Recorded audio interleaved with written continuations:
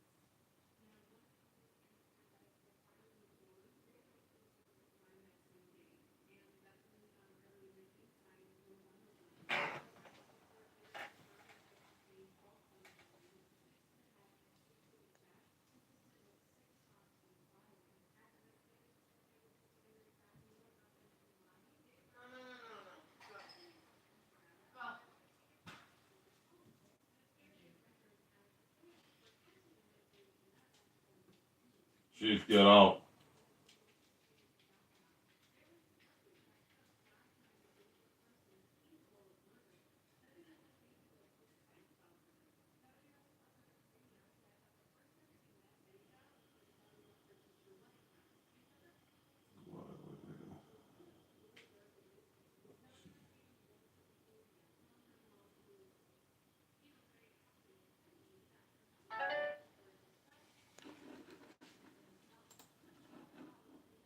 Criminal, then the club is criminal.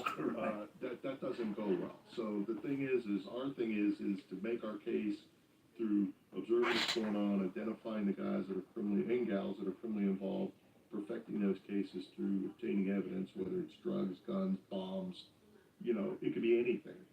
And then, and then we perfect our case and present it. But, fighting was a big one. Drug use. There was one case where I know our guys were working and, they were presenting themselves as, pretty significant drug dealers. Well, when you're in a club, if everybody knows you're a drug dealer, got to have the party favors, right? You're expected to have the party favors. So they had to get permission from the U.S. Attorney's Office to always carry like maybe an 8-ball or a quarter ounce of coke with them that they were allowed to lay out. But that dope all came straight from the DEA lab, was good dope. They weren't finding it on the street. So all this stuff had to be, signed off on and authorized. Well, but isn't there a problem where you got the drugs, but you can't do the drugs? You see what I'm saying? Like, won't they mistrust you if you don't do a line of coke right along with them? Well, Pop a pill or take some meth right along with them?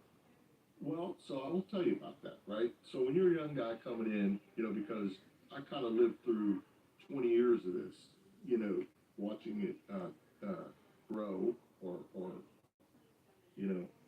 morph. So, yeah, when you're young, you're expected to hit a hard drink and you're expected to do drugs, right? Mm-hmm. So you are expected to when you're younger, okay? You got to remember, these guys start off in their 20s.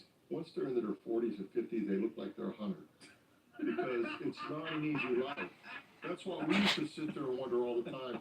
These guys that are coming into the life, like you'll get these late bloomers, they'll decide, well, I want to be a club member at 50. Why? Dude, you have no understanding of what this is all about. You really don't. Because as over time, the more we did these investigations, it was harder on you just because of age and the requirement. Because no, we couldn't take meth to keep us up for days. We couldn't do some of the stuff that they did to keep us there for days. Couldn't do it. But the thing is did we appear to be using the drugs? Did we make them believe we were using the drugs? Absolutely.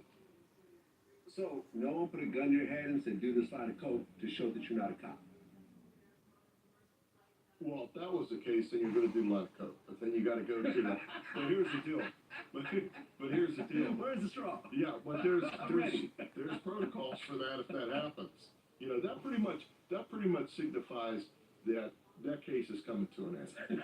Because if they don't trust you, if they're putting a gun to your head, making you do a lot of coke, then it used to be before. That's like when you used to buy heroin, right? Years ago. Yeah. The only people who purchased heroin were heroin users. So when guys would, when these heroin, when the dealers were, sitting in these houses and people would show up to buy heroin, they'd make them pull your kid out and do it here at least one time. Well, now heroin's so just available and people are pushing it like left and right. It's so much cheaper. They're not making people break your kid out and push heroin like that or any other drug because now it's money. It's greed. I mean, it was a different time back then, so things have changed. But yeah, if there are things that happen in those investigations where we have worked out ways to where they always think we're using drugs, and they'll always come back and make the accusation that we're using drugs, but we always get piss tested. So when they make that accusation, we can show no, because it's always one. They're pissed off that we got over on them. Because, there are bonds. You're with these guys and gals for years, and they trust you. So, one, there's always accusations of, being inappropriate, drug use, what have you. So, but that's why we have to protect ourselves, because that's why we record most things that can be recorded. That's why we write our reports right away. That's why any evidence is turned over. That's why we have to take blood tests to ensure that when this all comes up in court, they don't have a leg to stand on. Okay, so have you ever done a line of coke in the line of duty? No, Never. never.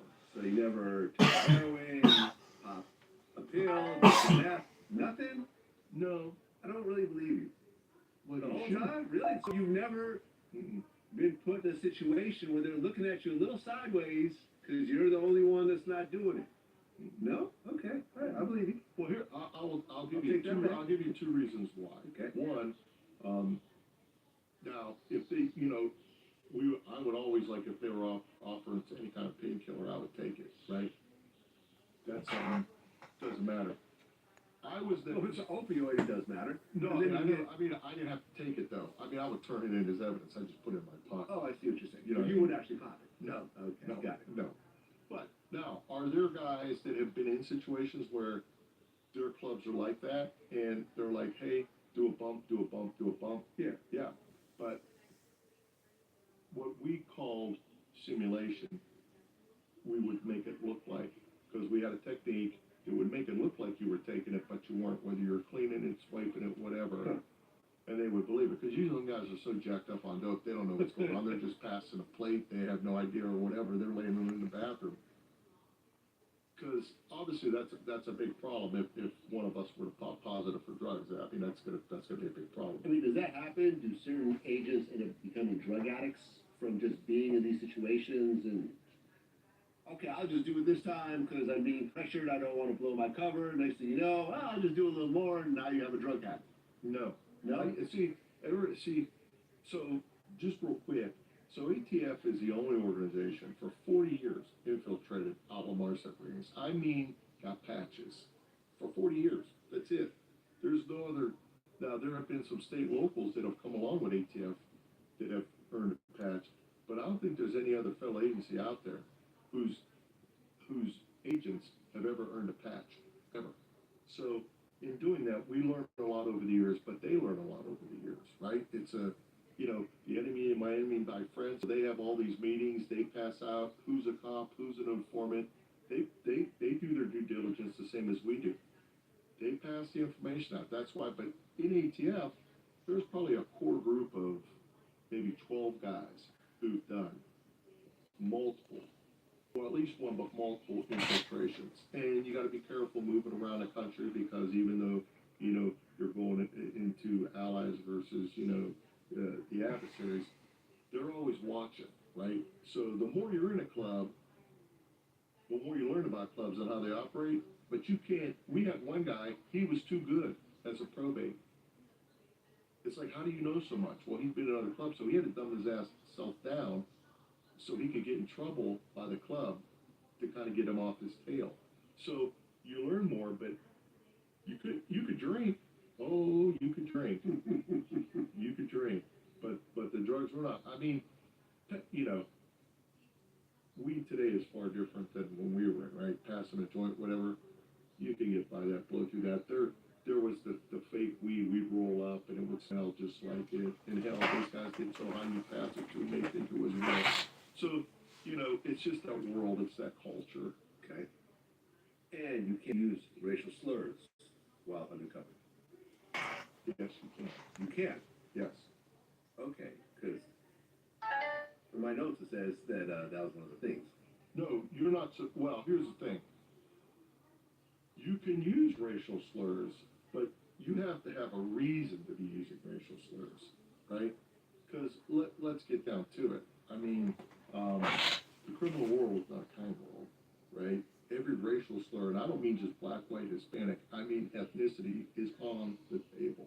Whatever you may be, if they can find it and know of it, they're going to use it.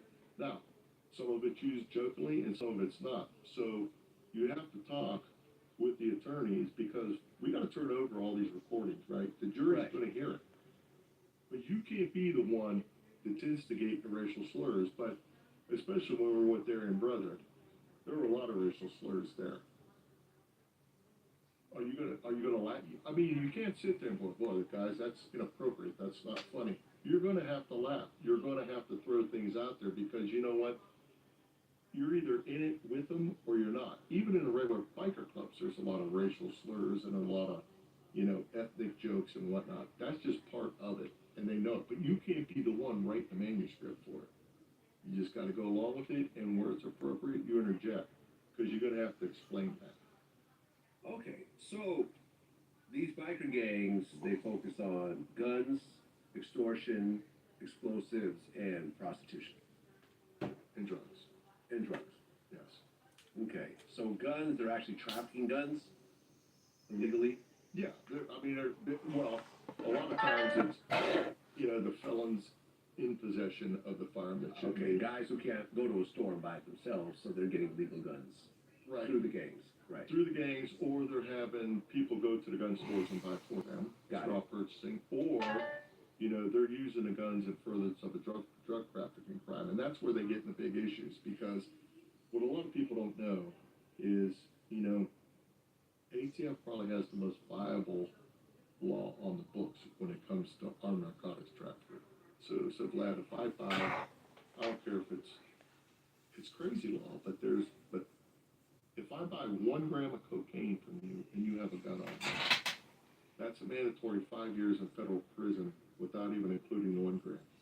If I buy off of you a second time, that's a mandatory 20 years consecutive to 5. That's Wow. a mandatory 25 years. The drugs don't even come into play now.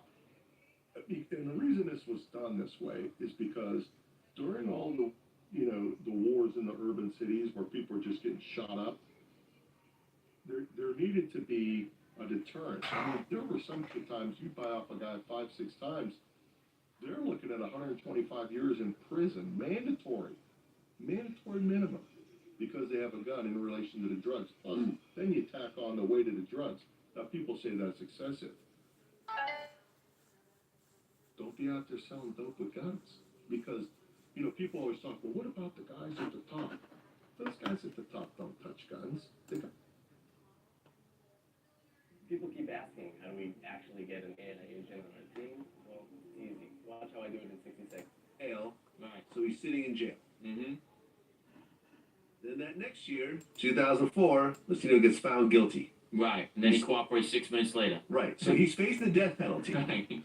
Right? I Yeah. believe like the district attorney, that was like the last thing he did before he retired was to make sure that Messino got the death penalty, which was kind of interesting because this would be the first mafia boss to get executed since the Murder Inc. boss. That's right. Lepke Buchalter? Yes. He was actually a Jewish Yeah. gangster. Yeah. So my cousin Anthony's side is related to Happy Maione. That was part of that clique. He Right. actually was executed as well, I believe. Murder Inc. Yeah, Murder Inc. He was part of that. My cousin Andy's side, his wife's side was related to Happy Maione, who was a hitter for them as well. Got it. Yeah. Murder Inc. were absolutely Yeah. Hotline killing people on Yeah. phones. Yeah. Okay, so like you mentioned, Messino gets found guilty, Right. and then right afterwards, he starts to cooperate. This is a very big deal. Well, he's wearing a wire. No one knows. Well, no, but before he starts wearing a wire, he goes Of course. and says, I'm going to cooperate. Now, the big deal is this is the first major mafia boss to ever cooperate. Well, the head of the five families on the commission, head of the commission, is like the biggest. He's the Exactly. biggest rat of all time. Absolutely. Right, that's why they started calling him the Last Don. Yeah, he's the biggest cooperator of all time. There's no one else that's bigger than that. Right, and when he went to cooperate, at first they were like, well, we don't need you for anything, we already know, whatever, but then he's Right. like, well, I got an interesting piece of information for you. There's a hit on the prosecutor. Yes. Yeah, that's true. So he started wearing a wire with the acting boss, Vinny Gorgeous. yes, Vincent Basciano. Yeah. So, this is a very interesting situation. Right. Because I recently had a Dominic Sicali. My buddy. Yeah. Yeah. And he kind of broke down this whole situation. The way Mhm. he kind of described it was that Messino kind of engineered this whole thing before the trial. He essentially put the word out to kill the prosecutor, knowing that they would go along with it, and then he would almost get a get out of jail free card when he confirmed it. Right. Do you understand what I'm saying? Right. Uh-huh. So he wore a wire with Vincent, who kind of admitted to it in a certain type of way in the conversation. Yeah, but it was more or less they were trying to get him on a couple of murders as well. You know, they put him on a couple of murders. The Randy murder, the one that Ace did. There was a few murders that they tried to get, he caught him on. Right, because Vincent ended up getting life without parole. Well, think about it, and you gotta feel bad for Dominic. Why are you talking about? We're taught as being an associate, working my way up. I was proposed to be a member. Even if the boss comes up to you and goes, "Good work on that murder," you look at him like he's fucking nuts.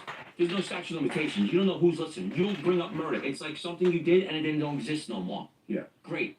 What the fuck you talking about? Oh, we killed this guy, that guy. It's like you're breaking all the fucking rules now. You know, hierarchy. Why are you bringing up murders? Who gives a fuck about it? Don't talk about them. Yeah. I mean, especially in a jail cell. In a jail cell. Yeah. In the federal cooperation where you can get a Rule 35 anytime you want. There's no such thing as cooperation being ended. So you could cooperate and keep cooperating. There's no such thing as it. You could have 100 years, hear something in jail, and then cooperate on it. and they'll give you a deal. Well, yeah, Joe Messino cooperated. Right. He goes into witness protection eventually. Right. And then last year he died at age 80. Yeah, I'll be honest with you, I wasn't a fan of him, so, you know. And he lived in Howard Beach, Queens, that's where we're from. He killed a lot of people for no reason. You know, I don't condone stuff like that. You killing a guy because you don't like the way he killed someone? The fuck? You sent the guy to kill a dude.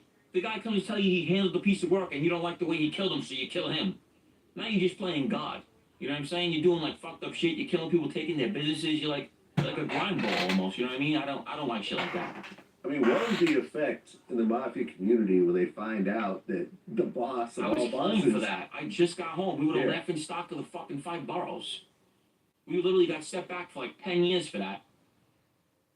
Right. And because of that, the Bonanos didn't really get an official boss until like Well, I'll tell you, I was 2011. in 2011. You're correct, and Yeah. I was out for that, and I'll tell you why. Because they tried saying anybody that straightened out under Joe Messino wasn't recognized, which he straightened out everybody except Vinny Asaro, who I work for, was straightened out under Carmine Galente. So Vinny was his own league, and Vinny says no one's fucking telling me I'm not recognized. You know what I'm saying? Like they were trying to say no one would sit with us. The Gambinos were shitting on us. No one would sit with us. So because of Joe. So a lot of my guys were saying nobody's fucking telling us that. Like we came under Carmine Galente. You know what I'm saying? So it was like a whole thing, and then finally, years went by. I went away for 3 to 6. I came home, and then I remember I got assigned to Vinny Asaro because Ronnie was in jail. So now I'm working directly for Vinny, who's a captain on the committee. And I remember him telling me we got our official boss because he turned it down. He didn't want it. They asked him like 3 times, man. He goes, I don't want it. All of a sudden, he goes, Tommy DeFury. They give it to Tommy DeFury. The guy from Long Island, he wasn't really a tough guy. They just put him in, Mikey knows, just put him in place and made him the official boss. And he told Vinny, you have to be my consigliere. Like, you have to. Vinny's like, no. Leave me on the committee. He ended up being consigliere. He was doing both positions. So he was running the family with Tommy DeFury when that whole Latanza indictment happened, if you remember. Whoa. What's that? I just built a budgeting app in Base 44. Guys, Nina just built an app. Impossible. You're not getting code. Interesting. Can it generate reports? It can now. So you're saying we can all build apps now? Yeah. I'm on lunch. I'll be right back. Just built an inventory tracker. Protein calculator. Look there an app. A workflow manager. That's Tracks who still owes for the group lunch. Flash duty schedule. Since no one seems to care. You guys built- I just created a goal tracking system. We built the same thing, didn't we? Can this thing made a contract? Why would I ever need this scrap? Create a party together. Profesor de Español. An inter-office dating app. For dogs. For office dogs.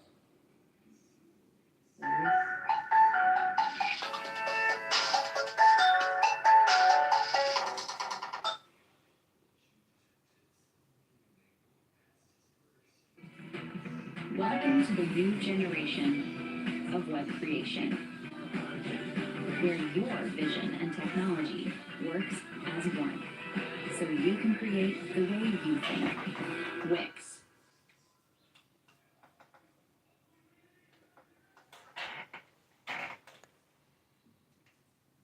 Yeah. Right. I mean, the Bonanos, you said, were known as the Wild Murder Family. They were. They killed everybody. Like the Colombos. Why do you think that they really focus on the murders as opposed to the money? I don't know. It's just Brooklyn guys. A lot of bananas out of Brooklyn, Queens. There's something in the water with us. I don't know, bro. Okay. These fucking Brooklyn dudes are murderers. I don't know what it is. The Colombos are based out of Brooklyn. All they do is shoot each other and throw grenades at each other. They're just lunatics, you know what I'm saying? It's just the way it happens, you know? Your cousin's actually Anthony Ruggiano. Yeah, it's my mother's first cousin. Okay. Yeah. So who's Anthony with? Anthony was a Gambino. Anthony was with his father, Fat Andy Ruggiano. That's his dad. Okay. And you were originally supposed to be a Gambino. Yes. What happened? So what ends up happening is that I tell this story, but I'm gonna give it to you again. So here we go. There's a kid named Phil Galena. Phil Galena was from Howard Beach, and his dad was a wise guy with the Gambinos. He was part of the Pizza Connection. His father got deported, so they had a lot of respect for his dad. So me and Chris Cagnata, who I ended up shooting years later, he was one of my best friends. And me and Chris were walking out of Ragtime across the bay, and we didn't like Phil Galena. He thought he was a tough guy. So Chris started with him. Now, if anyone wants to know, Chris Cagnata is the toughest, roughest, wildest kid you'll ever meet. We used to call him the perfect weapon. This kid will beat you up, kill you. He was just a beast, knocking out grown men at 16 years old. This kid was just different. built like a pit bull. He's just that guy. He started with Phil Galena. We beat him up. We cracked a bottle over his head, right? We split his head open. 3 weeks later, we're in a nightclub. We're all at this place called Remy. We're all hanging out, and he walks in with 2 guys. So he walks in with 2 guys. I'm there with all my friends. We're not thinking anything of it. He's with 2 Albanians. We don't know that. What he's doing is he's IDing us. He put fucking 10,000 on me and Chris's head. We don't know this. We find out later on. So we're in the club laughing like, oh, this kid's a Herbie, ain't gonna do nothing. We go out the club, and we go into my friend Joe DeGangi's car. It's me, Joe DeGangi, Chris Kegnata, Berger, Crocker, Billy Dublin, and me, and we're piled in because my other friend Frankie Rock, who passed away, he left. God rest his soul. I love Frankie Rock. And so we're all in an Audi A8. We're driving down to Jackie Robinson. All of a sudden, a Shell K2 door pulls up next to us and fires 8 shots into the car. Pop, pop, pop, pop, pop, pop, just lights the car up. These assholes just took the money and did the hit completely wrong. They just shot into a fucking car, and what they did was they shot my innocent friend through the throat and my other friend Billy Dublin in the back. Now this asshole missed the targets, me and Chris, who at the time were probably the 2 worst kids in the fucking area. So now you just pissed us off. And we know it's you. The next day, he takes off to Italy when he realizes that he didn't hit the targets. So now I go to Al Trucchio, and I'm sure you heard his name on your show before, who I was supposed to be with that crew. Mikey Roccaforte, Al Trucchio, all the Gambino guys. That's who I was supposed to be with. I go to them. Mike Rock was all about it. Yeah, do it. Al wasn't about violence. Al was a multimillionaire. He wasn't about violence. He was kind of yelling at me, which I respected Al. I'm not going to see him bullshit. I looked up to him. And I'm like, yo, I'm killing this kid. They're like, no, we don't do that. His father's Ronnie One, by the way. His father was a fucking street legend now. Guy killed multiple people. He took triple life. He's a gangster. So I'm like, I'm killing this kid. He just tried to kill us. He shot my innocent friend through the throat. I'm killing him. He's like, no, you're not doing that shit. So I'm furious now. I go to the other side because I was best friends with a kid named Bobby G. Alonzo. Bobby G. Alonzo was Vinny Asaro and Ronnie G. Alonzo's nephew. That was my best friend, my armed robbery partner. That's who I did all my work with. So I go to that side. I go to Ronnie and them, and I'm like, listen, look what this kid just did. Take my back. He's like, I got you. Do whatever you want. That's all I needed to hear. Gave me the green light. I put a stolen camper van in front of his house. I waited on this motherfucker every day. I couldn't get him. Finally, I says, you know what? I'm going to lure him back from Italy. I took a Tech 9. I put 20-something shots to his house. I came back 2 weeks later. I did it again. He still won. I came back in. I set all his cars on fire from his fucking mullet down. The whole shit. I torched the whole shit. Because you know what? He did a gang member move. So now we're going to do it. You shot innocent people. I'm not going to stop now until I get you. Even at one time, we waited for his brother to go in a Ram truck. We took a half a stick of dynamite, a pineapple, and I threw it in the fucking pickup truck while he's in it. We were out for blood because you tried to kill us. You took it from a fight to a bottle to taking my life. So now I'm after you. The only thing that saved Phil Galena's life was the fact that Chris Kegnata, my best friend, decided to rob Ronnie G's main earner, which is a kid named Nicholas Festa Pudgy, for $300,000, tied up him and his family in the house. So Phil Galena got a pass. That's the reason why we stopped hunting Phil and went to Chris. That's what ended up happening. But that's why I ended up with the Bananos, because this fucking dude wanted to take my back and give me permission to kill this dude after he tried to take my life on a highway and shot my best friend through the neck and my other friend in the back. So that's why I went to the other side. That's the truthfully why. Right, and he left to Italy and never came back? He came back later on. See, he knew we were beefing with Chris, so he knew he could come back now because we were at war with Chris, and it became the feds titled it Summer of 06. There was like 7 shootings in like 3 weeks. We were going nuts after this kid. So what ends up happening is that he knows that we're beefing with Chris now, and now he's like, coming back. So we're not focused on him no more. Well, the guys that actually did the shooting were Albanian mafia guys? We don't know. I ended up finding out from a kid named Duke. You can look up Duke. He's on the FBI's most wanted list. He's still on the run to this day. He's one of the most toughest Albanians around. He just committed a shooting in another country. He's all over the news. I beefed with this kid and we became friends. He told me, Gene, we didn't know it was you. We just took the money. We didn't know. We know anything about it. I just gave my guys the job. We didn't know it was you guys. So I knew right then and there for sure it was this prick. That put the money on our heads. And it was to kill us, not to shoot us, to kill us. So he's playing life games now. You know what I mean? So at 20 years old, After this whole situation, now you're affiliated with the Bananos. On record, he put me on record. He introduced me to Jerry Asaro, Vinny's son. I had to meet him. He says, he put me on record and says, he's with me, and that's it. You meet the skipper, and that's it. Right. And You're essentially dealing with Ronnie G. Gialonzo. That was like my right hand man. Yeah, I still got respect for him. At the end of the day, Right. I do. I still got. Listen, I did what I did, but he was a gangster. He was a real tough guy. I still got respect for him. You know.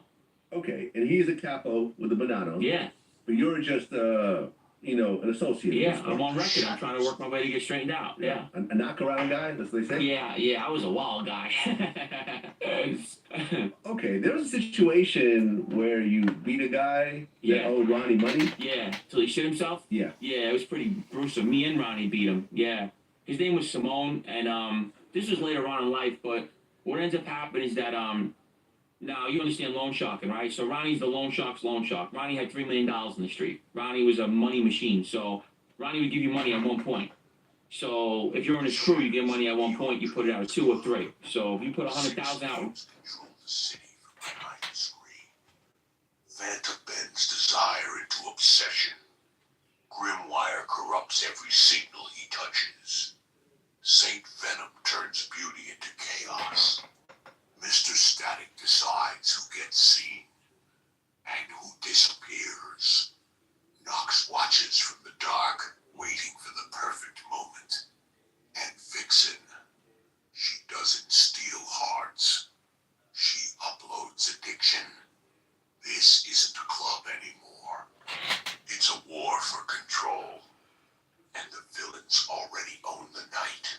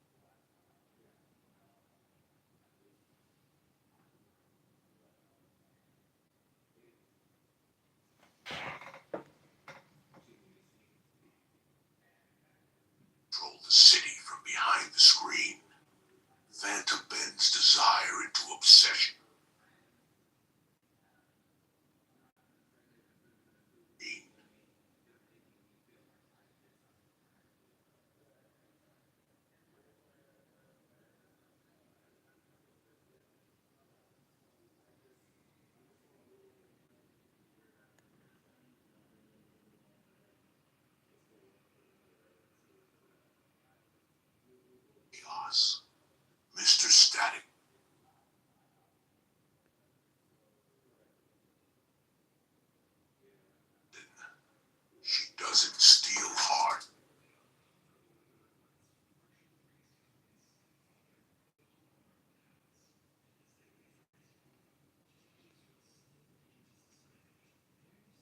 Already own the night.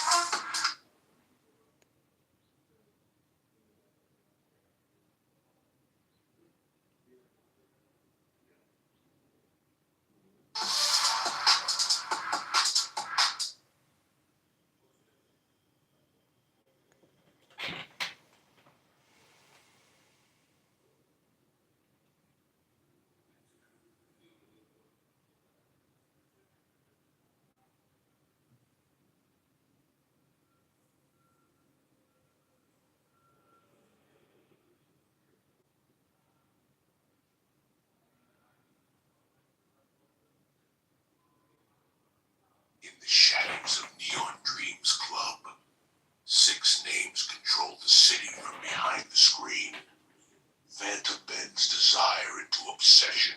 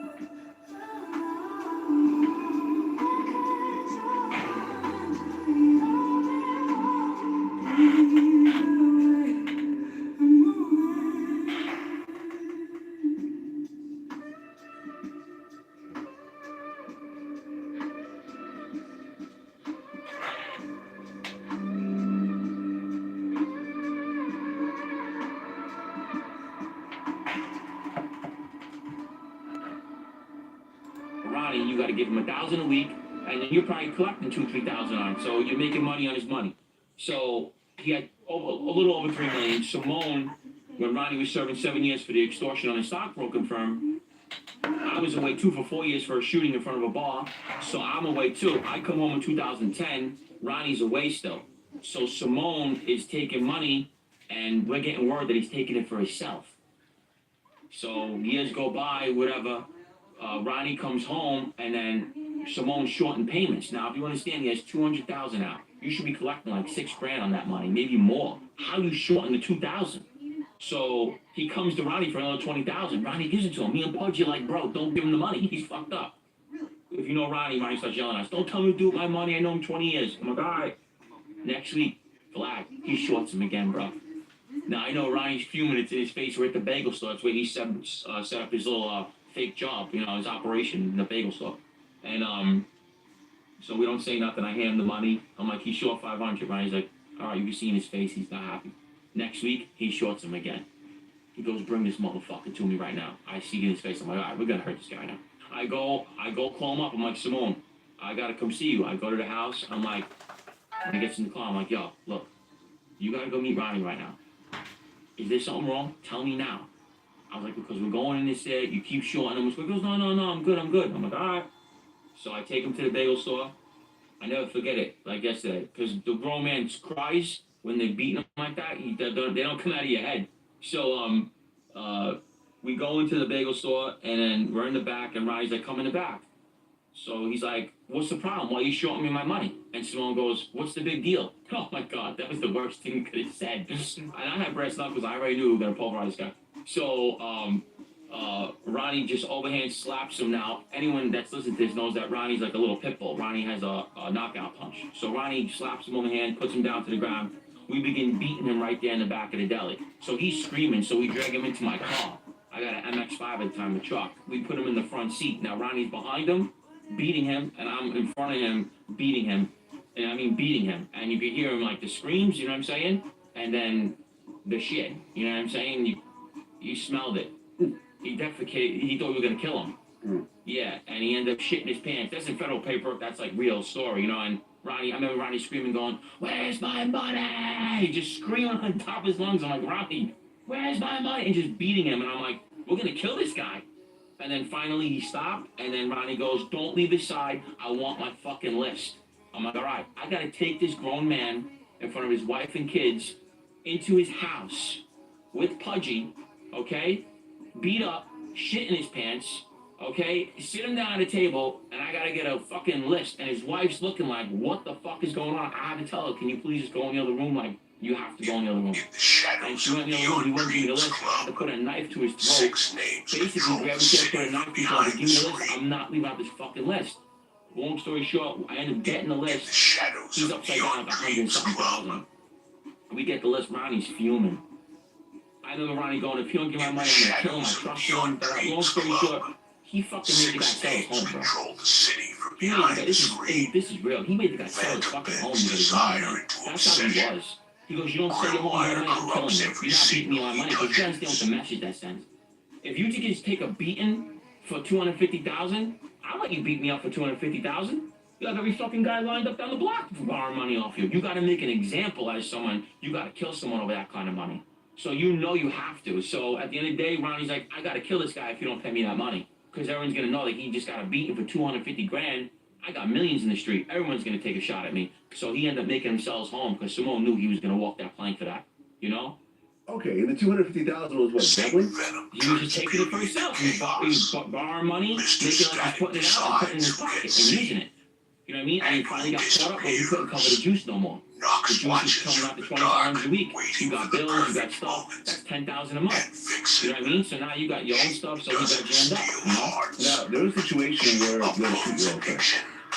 This was at age 20. Yeah, 20 years old. That was my first shooting. It's a first war shooting. for control. So, And the Chris villains Pignata, always he move the robbed night. Pudgy. He tied up Pudgy and his family in the house. Chris was, like I said, a cowboy, wild guy, didn't give a fuck about nobody. And he had resentment towards Ronnie and Vinny and them because Vinny Asaro ordered the murder of his aunt, Donna Cavalcanti. I'm sure you heard about that before. She cracked the bottle over Vinny's daughter's head, and Vinny ordered Mike, Ronnie Giolando, and Jerry, his son, to shoot her in the bar. They shot her up, whatever, in the 90s. So Chris always had resentment towards that, you know, that crew shot his aunt up. She survived, but... So Chris didn't give a fuck, he was wild. He ends up robbing Pudgy, ties him up, fucking... One of the guys slaps Pudgy's wife in the ass, bro. You know, and that's just too much. And now, you know, one thing to rob, you're bringing in these guys, they do some shit like that, and now it's like, you know, now you gotta, you know, something's gotta be done for real. So we end up finding out that it's him, and I remember Ronnie, you know, it sucks because it's the person that you trust that's always gonna get you. You know what I'm saying? In that lifestyle. That's just the way it works, bro. You know, you talk to any gangster that comes on this show, it's gonna be somebody that you trust that's gonna shoot you at the end of the day when it has to be done. Because why? It's easy to get to you. You know, they trust you. So I remember Ronnie telling me, he's like, "You know, you want to be with us?" Or I'm like, "Yeah." He's like, "Meet up with your friend and put a bullet on him," basically. I was like, "No problem." Okay, so you were going to shoot Chris, Yeah, and this was your actual friend, best friend. best friend. Best friend. That was my right-hand man, Road Dog Nut. And he always told me, "Stay away from these guys, Gene. We don't need them." Okay, what's going through your mind as you're gearing up for this? You just want to be a part of that life. You do anything. You know what I'm saying? My grandpa told me, don't ever say no if you want to prosper in the mafia. No don't exist. Huh. No don't exist. No, you know, just yes. Unless it's a kid, which they would never order or like something like that. We don't even order stuff like that. But any order they give you, you can't say no. Okay, and from what I understand, when it comes to mafia shootings, you don't get paid for them. Hell no. This is No, you pay just for do nothing. this and you're... Yeah, You you just step get up. shit. You Yeah. might get straightened out later on. You might. You might. know, it's just the way it goes. You know what I mean? This Saw Company best Q4 started with a last-minute return. Performance literally the next day. But honestly, it's been our most efficient acquisition tool all of Q4. Heading into October, Demos planned on using the same core channels. But those channels were getting more and more expensive every day, and he knew those costs would only climb higher. Okay, so What happens in the actual shooting? The fucking, you know, it was my first shooting, and I almost turned the shooting into a homicide because I put 4 shots out. I wasn't supposed to do that. I ended up getting hit by a car. His girlfriend cracked me with the car. Yeah. So you shoot him in broad daylight. Broad daylight in front of everybody. April 2006. And then his girlfriend hits you with the car. Cracks me with the car. Yeah, puts me in the air. He survives. Yes. Now, when you found out that he survived, are you now worried for your own life? Yeah, I told Ronnie that this kid's gonna come back like a fucking pit bull, and he did. He shot my house up 3 weeks later with a machine gun. My whole family in it. Anyone get hit? No, thank God. I was watching TV, 2 in the morning, and my girlfriend at the time is laying on the bed. It's like, I'm just looking up, and I just hear, they just start coming through at because he knows where I sleep. So I have an air conditioner in the wall on the 3rd floor, and the bed's right there. He's shooting right at the fucking air conditioner and the headboard, bro. He knew what he was trying to do. He was trying to smoke me while I was sleeping. He thought I was. He put 30 bullets into the house. Okay, and you guys actually became friends afterwards again. It was the sickest thing. I know. We used to joke about the shit. I know. It's just a time, but it's really not. I don't know. How much time went by before you guys? A long time. How many years? Like 7. Okay. Yeah. What We was both went to jail. Okay. Yeah. You guys went to jail? No, we both went to jail, and then we came home like 6 months apart. But Ryan, we sent him word to leave it alone, don't do nothing for more. So we tried to kill him again in his car, and I shot his cousin. That was 2 months later after that shooting, because Bobby G froze up on the head. Bobby was supposed to get the murder. Bobby G was supposed to kill him because he pulled a Bonnie gun and killed the kids in his fucking school, bro. He was out of his mind, the kid, and then Bonnie ordered his fucking murder, and then he tried to kill him in the back of Lindenwood. Bobby G froze up. Bobby had a 9mm Beretta. We had a Stone Grand Prix, me, Bobby, and Ricky Tesla. And his own uncle, Joey Cavalcanti, set him up. His own uncle set him up. And we were going to kill him. So fucked up because his uncle was looking at Casey's. And Vinny and Sarah said, if you don't tell it to your nephews, I'm going to block you for the rest of your life. You'll never get straightened out as long as I'm alive. Never. And when Vinny blocks you block the life until he takes you up. So Joey Cavalcanti literally fucking told us where he was hiding. So we sat on him for hours and finally Chris was leaving in the middle of the night in a black Ram 1500 truck. I was only the backup shooter, but I had 0 shoot. I wasn't supposed to shoot. Bobby was the shooter. So fucking Bobby had a 9mm Beretta. That's a death, you're dead. So we catch him coming out the house. He goes into the Ram 1500 truck, and I go, listen, he's definitely strapped. We're gonna roll up. I'm gonna pull right next to the car, dump the whole 16 into the car. He's gone. We pull up to the fucking car, time it perfect. He freezes up. We didn't know that he was going into the sanitation, and he didn't want to be a murderer. He failed to tell us that. So I pulled out a 38 and I fired 6 shots to the door. I don't get the target and I shoot his fucking cousin.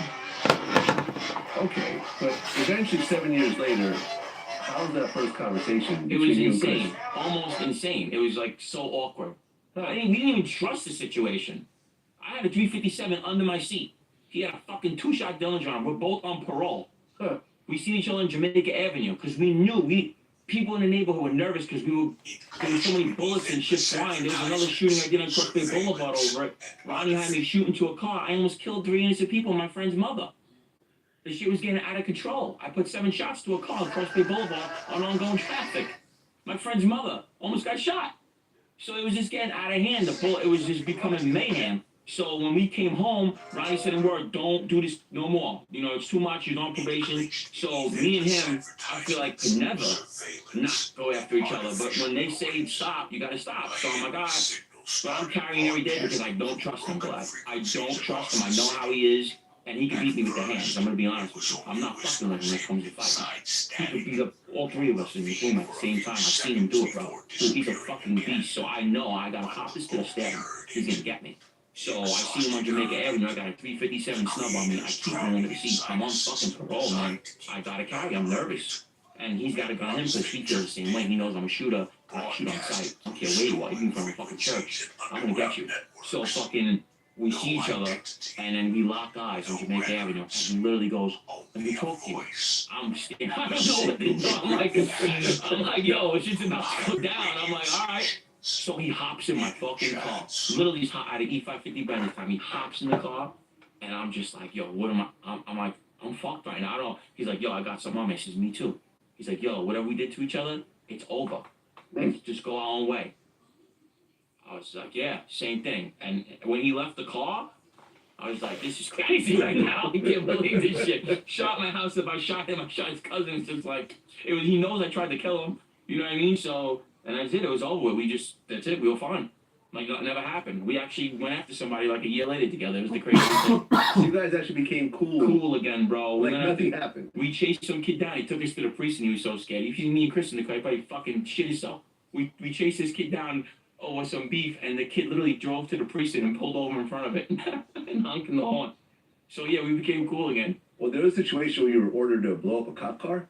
Yeah. What was that over? So Mike Patagone's daughter used to go to school with a girl. It was like some kid stuff. Mike Patagone's daughter was getting picked on by a kid in school, and they wouldn't stop. So he had me blow the car up, and it turned out to be a cop car. He was a DT, and I set it on fire. We didn't even know. It was a fucking DT guy. Okay. Yeah. Did the That's all. cop, It was a beef over kids. all right. Did the cop find out that you guys did it? When I cooperated. Later on. Okay. Yeah. Okay. So now you're down with the Bananos, Yeah. and at your height, you're making about $50,000 a week. 40. No, a month. I don't bullshit. I was making 40 grand a month. A month. Yeah, Still I a lot wasn't of no money. millionaire. You know what I'm saying? I made good money, but I'm putting on the $40,000 show. a month. You know, That's about $500,000 a year. yeah, make up numbers. You know, You're not 40,000 a you're month. not paying taxes. Right, but I live. If I'm making 40, I'm spending 80. You know what I mean? I was bad with money. Gambling? Everything. Women, money, you know, just living that fast life. I had a social club, 3 cars, side girl, you know, just, it goes, man. Okay. What do you think most of the money went to? Nightclubs. I would go out from Monday to Sunday. New York City, it's every day, bro.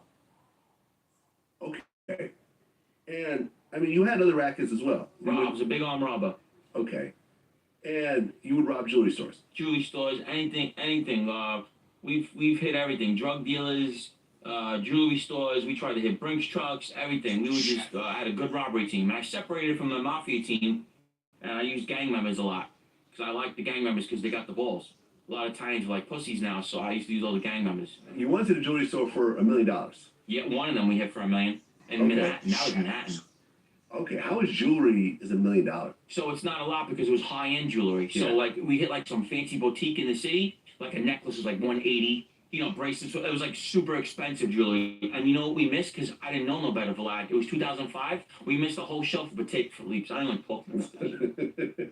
We missed like 20 Patek Philippe's in the motherfucking thing. We didn't know what they were. I was a kid. That's $1 million right there. Oh my God. It was, and they lied in the paper. They said it was $2 million for insurance purposes, I guess. Uh-huh. And it was really only $1 million in jewelry. Well, right, because you did 150 robberies? About armed robberies, total burglaries, everything. I mean, they were uncountable. I used to sit with them in there, and it would just be like, it just keep going. There was so many.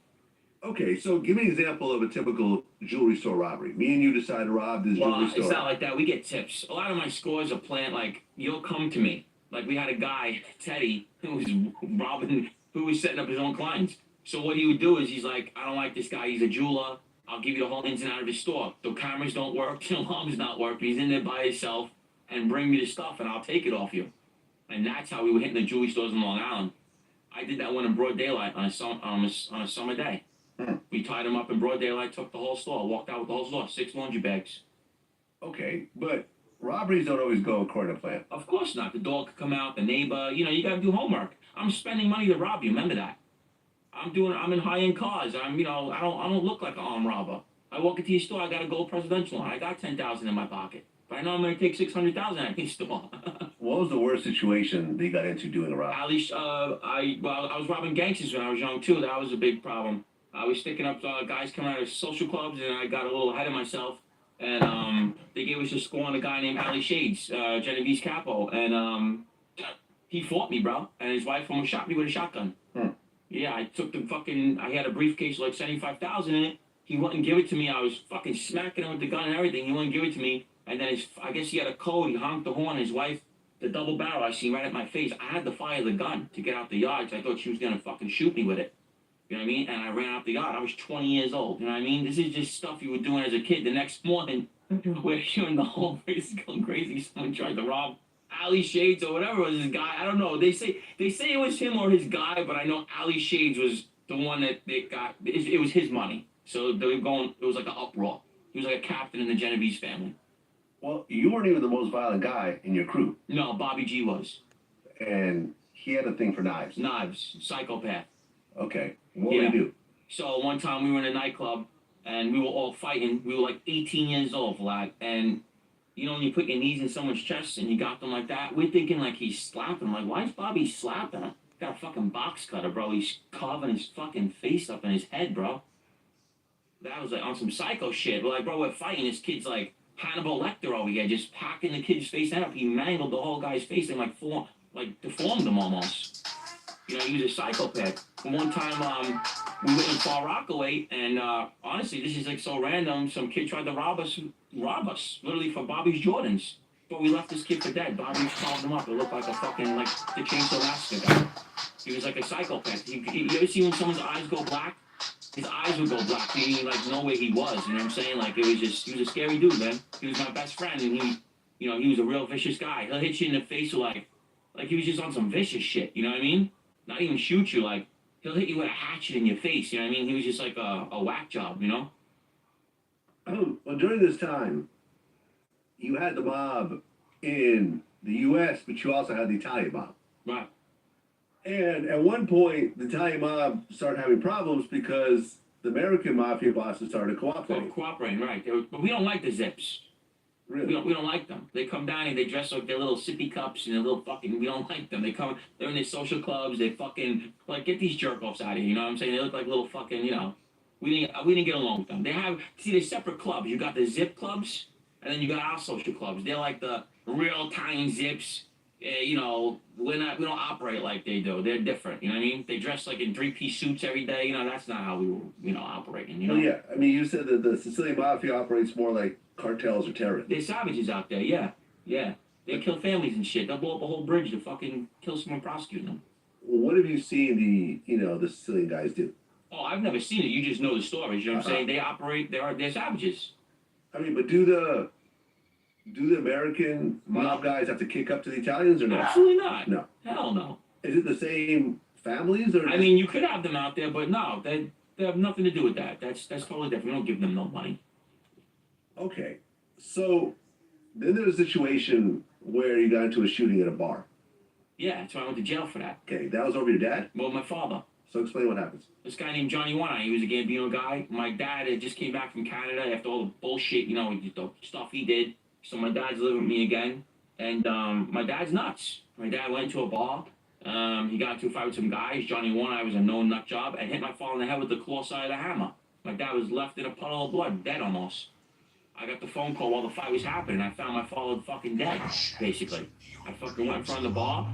I pulled out a 380, and I said, "Who that's my dad?" And he says, "Get out of here, kid." I started fighting him. Obsession. In the shadows of Beyond Dreams Club, 6 names control the city from behind the screen. Vanta bends desire into obsession. Grimwire.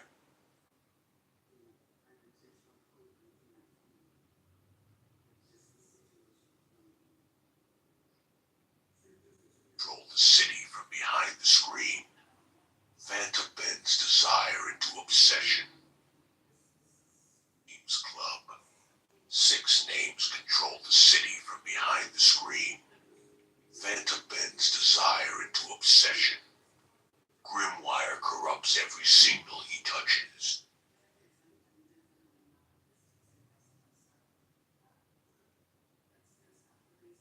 Names control the city from behind the screen. Vanta bends desire into obsession. Grimwire corrupts every signal he touches. Saint Venom turns beauty into chaos. Mr. Static decides who gets seen and who disappears. Nox watches from the dark, waiting for the perfect moment. And Vixen, she doesn't steal hearts. She uploads addiction. This isn't a club anymore. It's a war for control. And the villains already own the night.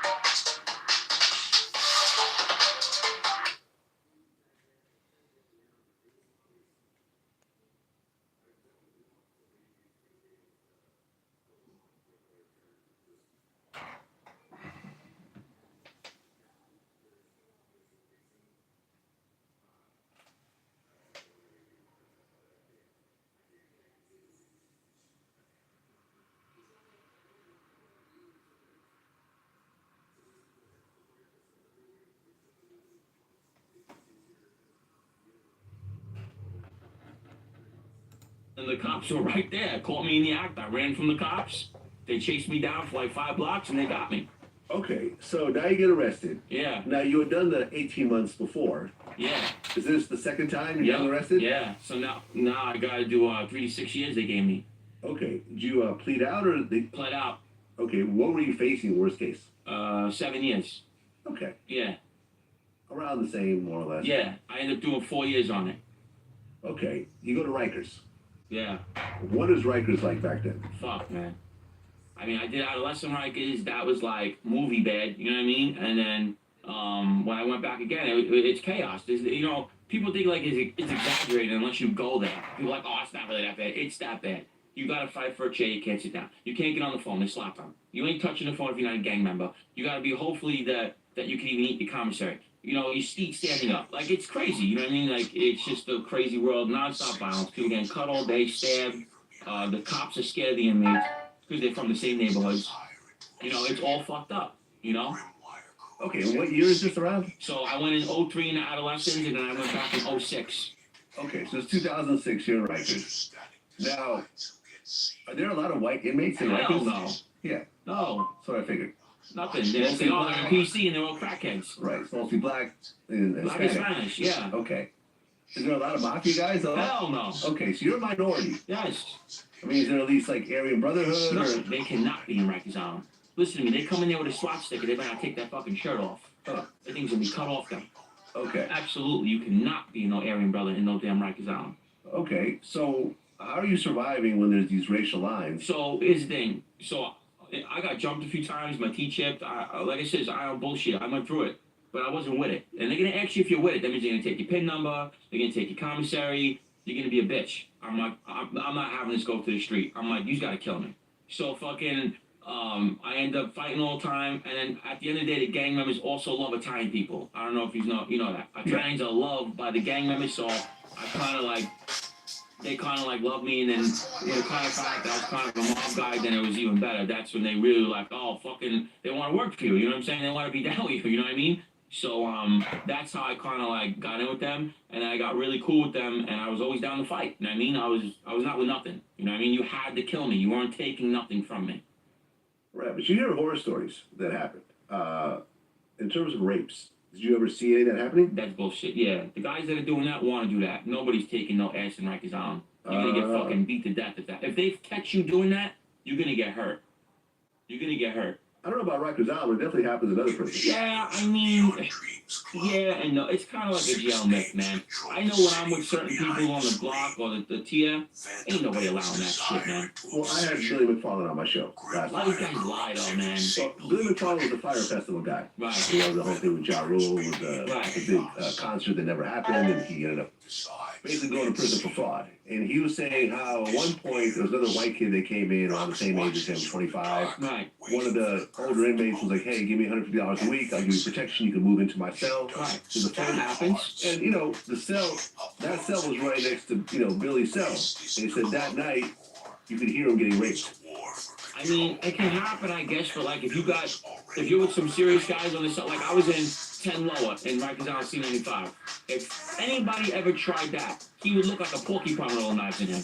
You know what I'm saying? He would have holes all over his body. They're not going for that. It's just like it depends on what house you're in. I was in a high-profile gang leader house. You're not doing that to anybody in there.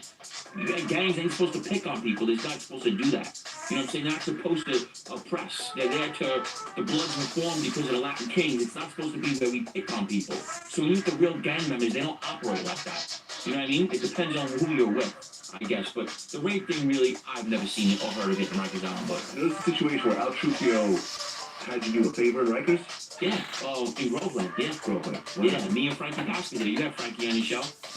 Yeah, so what ended up happening is that this guy Sal Giolando pulled up, and we're there. So remember, we're young. I'm 24 years old. Frankie's 29 years old, I want to say. We're in Groveland Correctional Facility, and Sal pulls up, and he's like, oh, I'm from the neighborhood. He starts talking. I guess he thought we were like two jerk-offs, like we weren't really mob guys or whatever, so he's running his mouth about, like, my friends that I really know. He's talking about Todd LaBarca. Todd's doing time for a body right now. Jerry Bruno, who's like a legit fucking tough guy doing time for a murder. All these guys are real bad guys. Calling Al a blowjob, this one, that. I'm like, bro, he would not say this to these guys. He's lying. Like, I don't like what he's doing. I call up on him. And I get a word to him, like, yo, he's no good. They're like, no, he's no good. That's why he's doing it. I says, oh, don't worry, I got him. Thank you for saying that. I'm like, all right. Me and Frankie put our little plan together. I'm like, we're cutting this guy and we're beating him up. He's like, yeah. I was like, all right. So long story short, we get him on the walkway. We warm him out. I'm like, I'm cutting. Frankie's like, no, I'm doing it. I was like, all right, guy, you cut him. I blindside him, boom, crack him. Frankie cuts his face. He starts screaming, running. We start beating on him. And that's it. We got him out the jail. And Frankie went to the hole for a year. Frankie went to the hole for a year for that. 2010, you get out. Yeah. And now you're back with the Bananas again. Yeah. Okay. And you started working with Ronnie G again. Right away. Well, Ronnie G was locked up at the time? He was locked up on an extortion case. Okay. But he had a deadbeat list Oh, my that he gave God. you? Yes, man. I didn't get to breathe fresh air. I'm getting a list thrown at me. Yeah, he had a deadbeat list of hundreds of thousands of dollars that guys were acting up while he was away. And he was so happy I'm out because now he knows he's going to get his money, collect his money. So right away, I'm collecting money. Run around. Okay, and there's a car wash. Oh, Brian owner. Fahey. Yeah. Brian Fahey, yes. He owed $75,000, and Ronnie took it real personal with him because he was really good friends with Ronnie. Ronnie takes it more personal when you're like really close to him. So he's like, yo, go get my $75,000 from Brian. I'm like, all right. Glad I swear to God, I'm home like 3 weeks. I'm like, all right, I'm so gelled out. I got a box cutter on me. I know, like, I'm not carrying guns, nothing right now. So I'm like, I go in the place, and he just turns white as a ghost. He knows where I'm at. I'm like, what's up? He's like, what's up? I said, you know why I'm here. He's like, Gene, be careful. The feds are watching us. He did a half a rap move. He was so scared. He knew I was there to like do something. I'm like, oh, that's why you're gonna handle this. I said, yo, make sure you pay the $75,000. He's like, yeah, I'm just letting the cops here. He's trying to make it like, don't do nothing to me. The cops are here. Like they're watching. So he pulled a half rap move. I was like, all right. I went back. He goes, I'm gonna pay the money. So 3 months later, he pays the money. Ronnie still sends word, so I can email it. I love you, Ronnie. I did love you, but you don't email from the feds. Send the kid. They know I'm the kid. Somebody gets bullets put at them. 2 days later, after you send the email, like, come on, you're getting everybody indicted. You know what I'm saying? Whatever. Send the kid. Okay, you end up shooting the guy. Brian Fahey, like, don't you say send the kid? How do you do that on a federal email? He's so crazy over his money. Not thinking. They use it in the courtroom. Emails. The feds send his brother-in-law. Send the kid. They know I'm the kid. Okay, so you shot this guy, but he survives? Yes. Did he pay? Yes. And then Ronnie's friends with him when he comes out. I'm like, bro, you make me the bad guy. And this nigga's sitting with him again. Okay, so you're putting in all this work for Ronnie, and you're not actually made. No. The next best thing now, everybody knows that I got every young kid with me. I got John got his brains with me. I got a whole bunch of team of bad guys. I got gang members. I got everything. You know, I'm just waiting to get my chance. That's it. That's how it works. You can wait 10 years, bro. It's not like the blood. They tell you, my friend, you're in. They don't work like that. I mean, did you want to be made at this point? Absolutely. I was dying for it. I earned it. I used to meet guys and they used to go, how you straightened out yet? I'm like, bro, it's politics. It's the way it goes. Okay, because then in 2013, Michael the Nose Munkuso? Yeah. He was named the official boss. He's always been the official boss. Oh, really? He's been the official boss since 2010. noticed the signal He was just appointing people. Remember, he was doing time for murder, conspiracy, and he was appointing like acting bosses. They tried to make this guy Simone, and was like, we're not Jacket Simone's the boss, he's a clown. So they put Tommy DeFury, they accepted Tommy DeFury, then they got locked up, and he put a guy named Joe Camarado. Joe Camarado was at Staten Island, and he's a Navy SEAL, real tough guy. And his father was a captain too with the Bananas, and they made him the official boss. That's what happened. Right, so things are kind of switching around in the Banana. Right, but we had no rats. We were doing good again. Until they had everybody on me, my own cousin, everyone wearing wires. But until then, we had no cooperators for years. Okay, so then 2014. Nobody Your noticed the cousin signal at wears a first. wire against you. He had it on for like a year, yeah. A year. He had it on for he buried me. Right. Now I they're guess you did a drug deal with his baby. connected to the Scumbag, man. I tell this kid, listen, you hang out with the big boys, man. Reed's Club. Anything you do, you gotta understand, they're watching you now because you're hanging out with people that are on walls. Like, what are you doing? He's like, I don't sell. I'm like, all right, he's selling 4 ounces each shot to an undercover, pulling the his baby's backpack with the kid in his arms. 21 sales. He's crucified, and I had no clue about this. He's wearing a microphone. You know, he's gonna get 20 years probably for that. He never did a day in jail. Okay, and you're just speaking freely with him as if. I trusted him. I shot a guy in the car, gave him the gun. Huh. Okay, and you're already under investigation yourself. For everything. Like 3 conspiracies. Everything. I'm everything. Yes, they know I'm doing all kinds. When you first got arrested, did you think it was? I was blindsided. I was going to a wedding. Okay. I went to Frankie's house to sleep there. He hugged me goodbye. I walked out to fucking 100 cops. Okay. How'd you feel when you're actually getting arrested?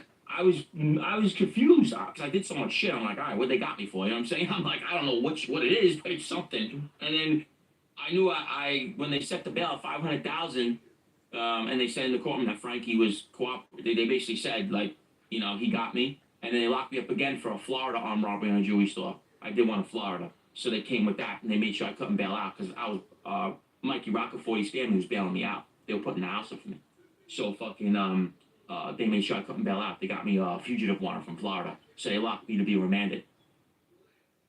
Right. So now you're locked up, no Right. bail. Yeah. And they have a mountain of evidence against you. All right, so funny story. The lawyer goes, "Oh, you want to see your evidence?"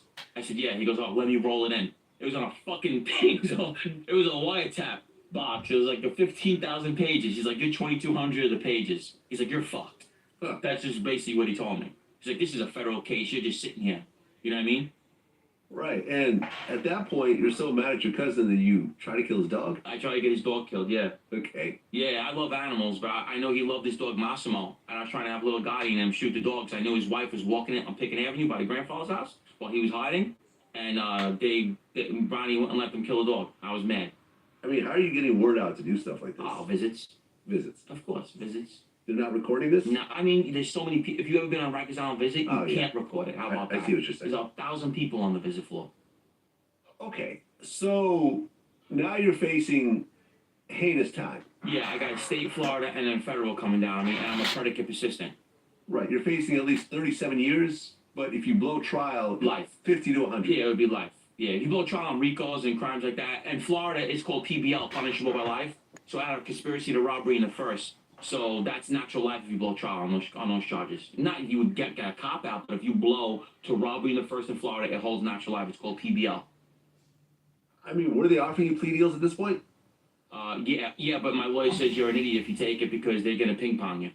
Meaning what? So they're gonna recharge you in the feds for the same crimes in the state. Oh, okay. Yeah, so he goes there trying to fuck you royally. And what they're gonna do is Florida's gonna go consecutive and federal's gonna go, you're gonna get slaughtered.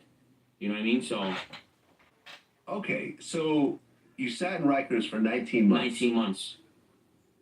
What happened after 19 months? All right, so that's not why. What happened was Vinny Asaro was charged with Lufthansa Ice, and he beat it. In November 2015, it was the biggest upset in the Eastern District history of a courtroom. It had more media attention than any mob case ever in the history of Mafia. And he was found not guilty on all charges. He beat the infamous Lufthansa Ice case, the murders, the Paul Katz murder, and he admitted to it on wiretaps. They actually found the body. You can't make this shit up. He actually said where the body was, and they found the bones, and he still beat it. I know, $7 million or something? Yeah. Yeah. He killed, you know, Vinny was one of the guys that, Maurice Wiggs, Maury, you know, he was on Vinny's fencing property. He was on Vinny's fencing property. Okay. And you asked Ronnie G for money for a federal attorney. They want fucking big money for organized crime cases. They want hundreds of thousands.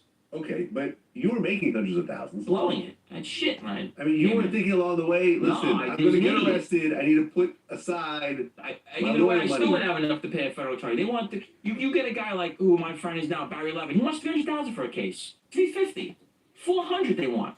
I can name so many lawyers I'm friends with. They want $350 for because organized crime cases are super high profile, so they're gonna bang you over the head.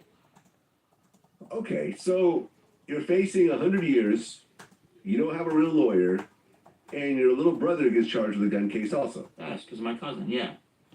Okay, because your cousin snitched on him as well. Yeah. So what leads up to you actually cooperating? So it was just spur of the moment. I mean, they came and Snooki came to see me, and I was furious about everything going on. And I was really, and I'm not using an excuse, but my little brother was really fucking with me because I sent him with my cousin to do something while I was in Florida. and he got fucking jammed up with a gun, which I was sick to my stomach over. I'm like, this kid's gonna get 7 years because of me. I'm like, I was sick over it. You know, I was really fucking with me. And when they came to see me, they snuck because it was a visit. And I'm like, I said, I looked at the white shirt. I said, first of all, why are you coming to see me about a visit? That's not how it goes. And I says, it's Tuesday, no visit. I looked at it, I go, the feds? She goes, yeah. I says, no, let me just fucking go. Turned out to be Bonanno Crime Family Special Agent Adam and Rob. They're like famous agents. They were on the front paper. They walked out Vinny Saro on the Latanza case. You remember they had signed, they have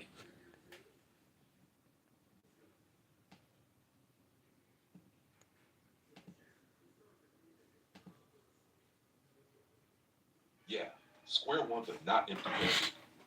Right now, the mission is get the .com stable on Cloudflare first. Not features, not new apps, not redesigns. Start with this order. 1, confirm the domains. FacelessAnimalStudios.com, DJFacelessAnimal.com, any others tied to Cloudflare. 2, fix Cloudflare routing. DNS pointing correctly, pages project connected, custom domains active, HTTPS working, no broken redirects. 3, get one clean homepage live, even if it is basic. Create free account, sign in, links to music socials. 4, verify the app routes, /login/create dashboard radio. Make sure they do not white screen. 5, only after that, Supabase auth session, radio uploads, wallet miner, visuals, creator pages. The reset mindset. We are not rebuilding from nothing. We are stabilizing the foundation and reconnecting the pieces. Your first move should be open Cloudflare pages, your main project, custom domains plus deployments. Then check, is the latest deployment green, and are the domains actually attached to the right pages project?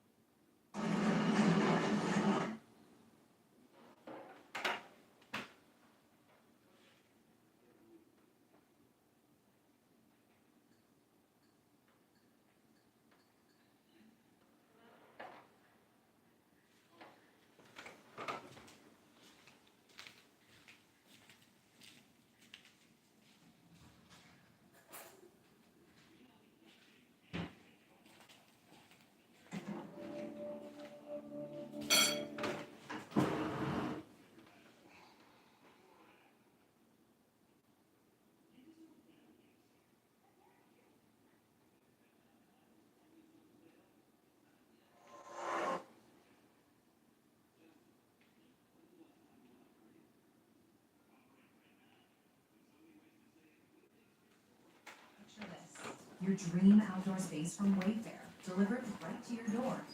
Now you're ready for daytime lounging and late night hosting. Upgrade your backyard for summertime hangs with easy outdoor essentials.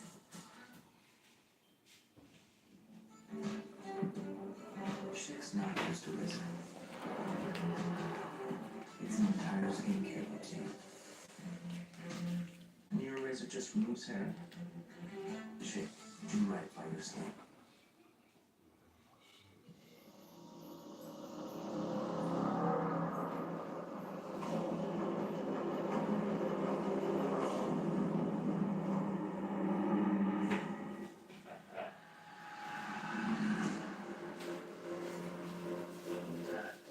Two of our male participants tapped out.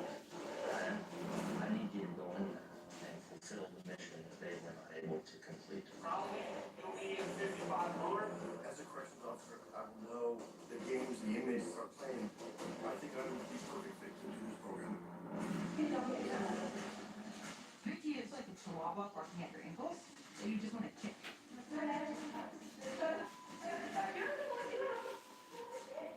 You might want to do your homework before messing with me. We're gonna get locked up. You don't shut your mouth. Hey, you watch your mouth. Wanna watch it for me?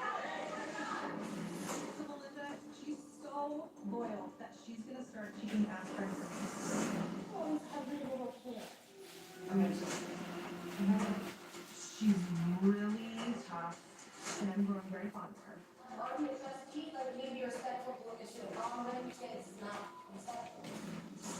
really died from the inside in our JI program. Gentlemen's youth program, it's less security, a lot more freedom. I see you wrote stuff like, oh, yeah, asking about what's going on. So I think it's very possible to come across uncomfortable enough. Alicia, she was one of the first people I had like a real conversation with. She asked me, you wanna meet? So I went ahead and accepted her proposal.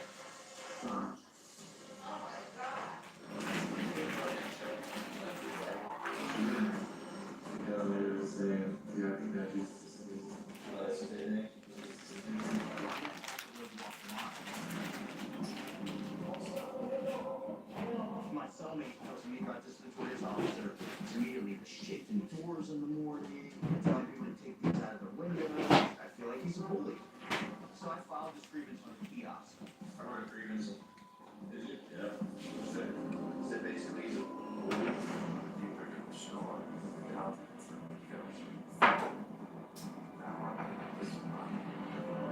do those things and all this stuff. That's him.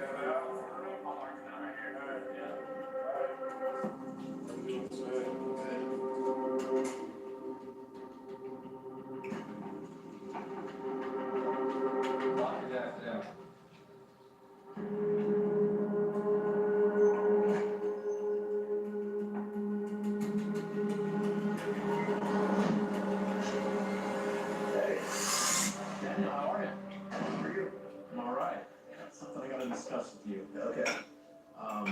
I've got a massive concern. I'm worried about you and your safety right now. Okay. One of my deputies did some digging on you and got a tattoo on your arm. It's got your real last name on it. Right. It's on my chest. It's on your chest? Yeah. He was able to identify who you are. So, I think we're at that point where your safety is number one priority. Let's get you out before something happens. Okay, so we're gonna sneak you out through our back salary board, which hasn't been used for inmates in years. Wow, okay. And I appreciate the work that you've done here, and I look forward to hearing more about what you learned and what you can share with us so that we can improve. I'm well overwhelmed right now. Yeah, I can see the emotion coming out. That's okay. wanted to finish, but it's been a lot, so. Well, I think it's best for everybody, just safety wise. Let's get you out. Okay. Okay? Yeah. All right. Hey, I wish you the best of luck. Thank you. Okay? Yeah. As soon as your stuff gets here, get you dressed now. All right. Okay? Thanks. Yeah. Cool. Thanks. No water for you. Good, I may need another one. What happened?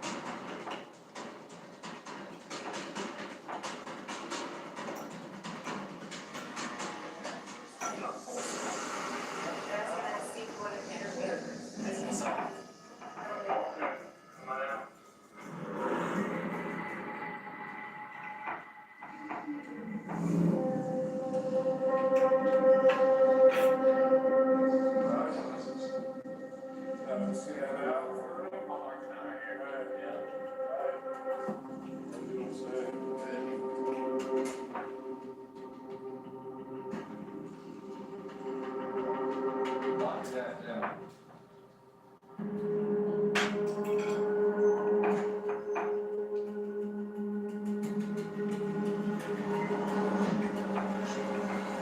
Hey.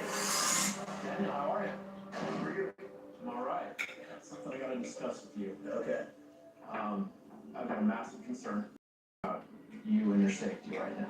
Okay. One of my deputies did some digging on you, and you got a tattoo on your arm that's got your real last name on it. Right, it's on my chest. It's on your chest? Yeah. He was able to identify who you are. No. We're at that point where your safety is number one priority. Let's get you out before something happens. What's their Okay, so name we're on gonna that sneak song? you out to our back salary work, which hasn't been used for inmates in years. Wow, okay. And I appreciate the work that you've done here, and I look forward to hearing more about what you've learned and what you can share with us so that we can improve. I'm a little overwhelmed right now. You know, Yeah, I can see the emotion coming out. That's okay. I wanted to finish, but it's been a lot, so. Well, I think it's best for everybody, just say wise. Let's get you out. Okay. Okay? Yeah. All right. Hey, I wish you the best of luck. Thank you. Okay? Yeah. As soon as your stuff gets here, get you dressed now. All right. Okay? Thanks. Yeah. Cool. Thanks. No water for you. Good, I need another one.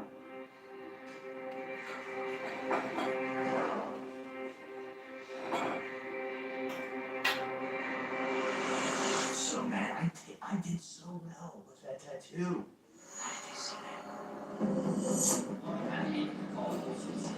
Oh, really? Yeah, the first one was How's your school?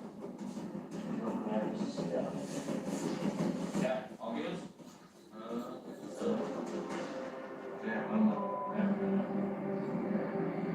Ever since you put in the agreements, I was an officer, weird stuff's been happening.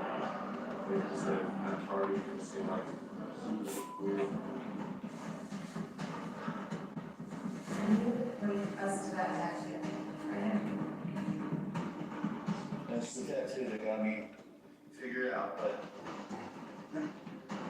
My tattoo's been on my eyes since the start. I knew that I had to be careful with it because it's my daughter's name and my real last name.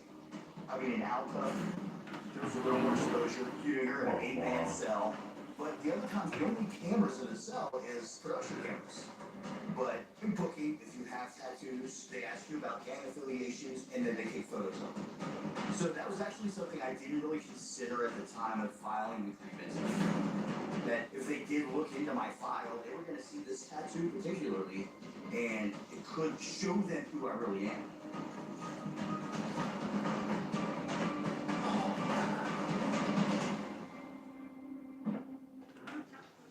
Guys?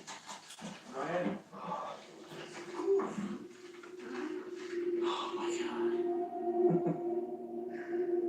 It feels surreal. I can tell the COs were looking at me, specifically looking at me with grins on their faces. It may have been the grievance evidence I filed, the officers were like, this guy is 60 days in, we're gonna find out. Almost as an act of retaliation.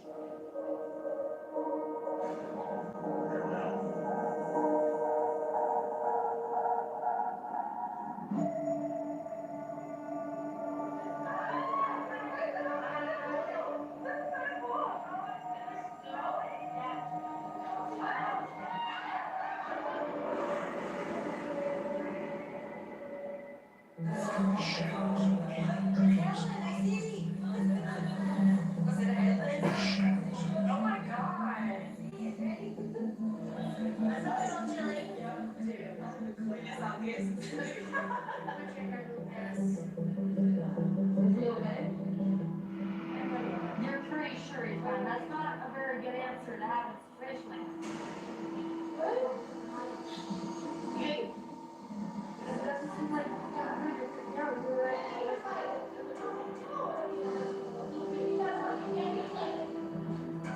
It's late in the evening, and I see Melinda by Sally making a call.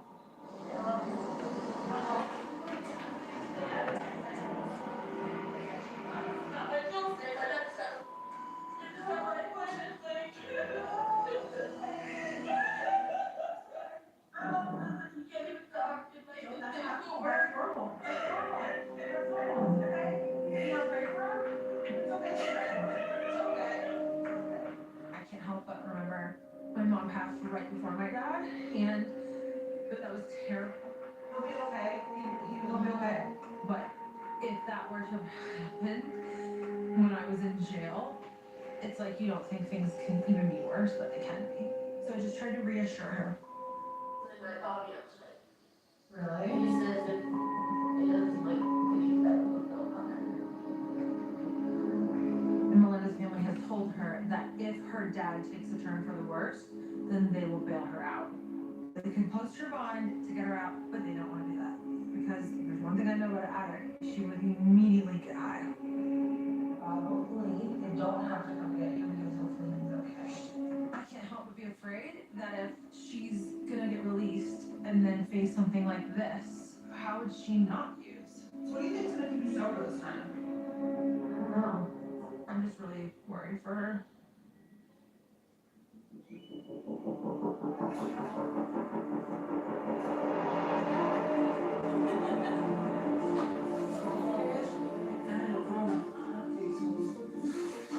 In the morning, we're cleaning, everybody's your supplies, we're all working together. I went down to get a dry mop, and I'm just like a little annoyed by people, kind of tired of everything at this point.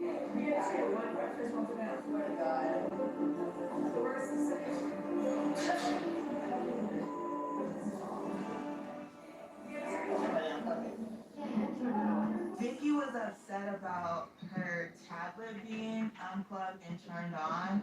And Vicky is a hothead. Like, every little thing could set her off. Like, she got Napoleon complex for her, right? When I was turning my step on the Maybe we're making sure it wasn't theirs.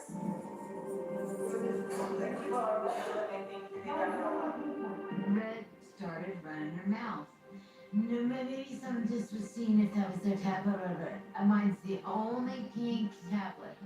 These are the better ones. Everybody else. The only pink one. So stay out of conversation, thank you. Vicky says, stay out of my conversations. And I have said something similar. So you might be getting a Mustang. Oh, sorry. Sometimes you just talk. You can observe yourself. And I'm letting you know I'm gonna give you a So I was pissed. So stay out of conversation, thank you.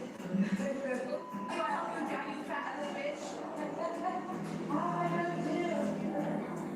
If that little bitch.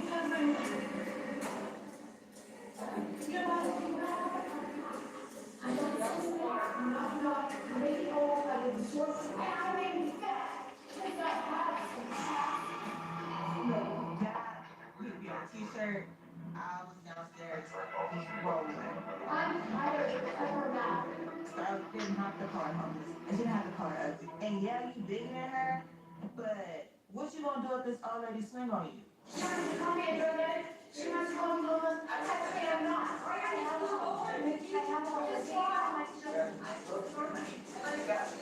You know that? That's on my ass. You know why?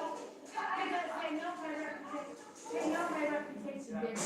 They know my reputation, bitch.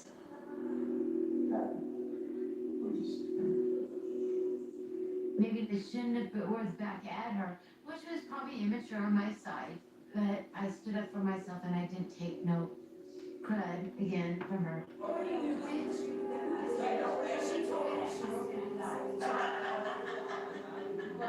Yeah, that's why I got mad. Carla's words were terrible. I'm really disappointed, sis.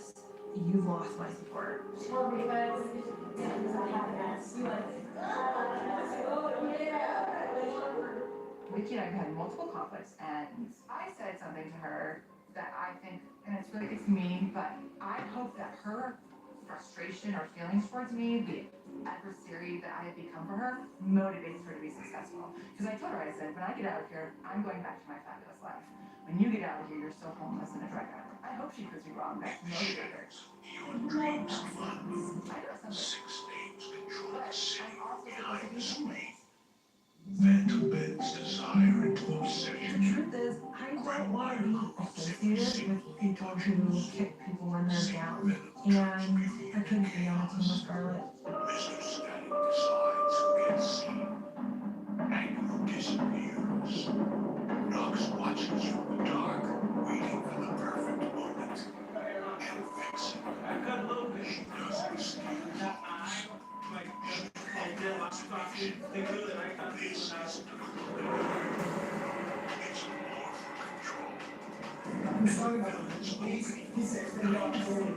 Stay off the road. I'm living in the annex for a couple of days, and I'm feeling comfortable. Like, it's getting regular clothes. It's way better than being in the pop.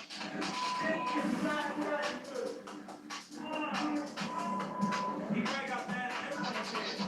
We hope to work it out a lot of dust and metal and stuff that fly around, so I guess he felt like he needed to shift that a little bit. And then no bother.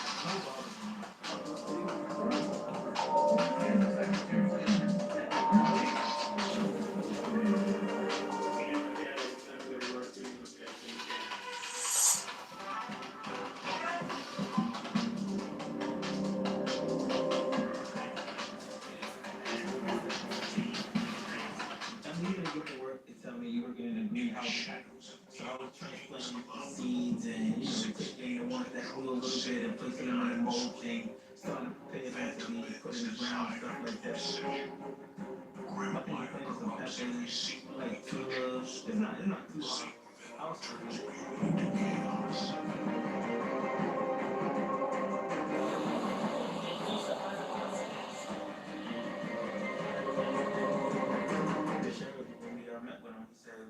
inside the jail. What are your biggest concerns or challenges that you think? Drugs. We know that contraband still makes it inside the facility. So I'm here to see what really goes on. Any sense of drug activity? I haven't seen the music trucks just yet. But if somebody wanted to, they could sneak drugs into the annex building because it don't read in the middle detector.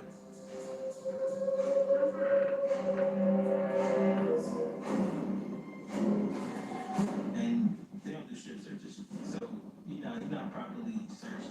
So yeah, drugs could get in. The itch and rash of moderate to severe eczema disrupts my skin. Despite treatment, it's still not under control. Now I have Rinvoq, a once-daily pill that reduces the itch and helps clear the rash of eczema fast. Some felt significant itch relief as early as 2 days, and some achieved dramatic skin clearance as early as 2 weeks. Many saw clear or almost clear skin.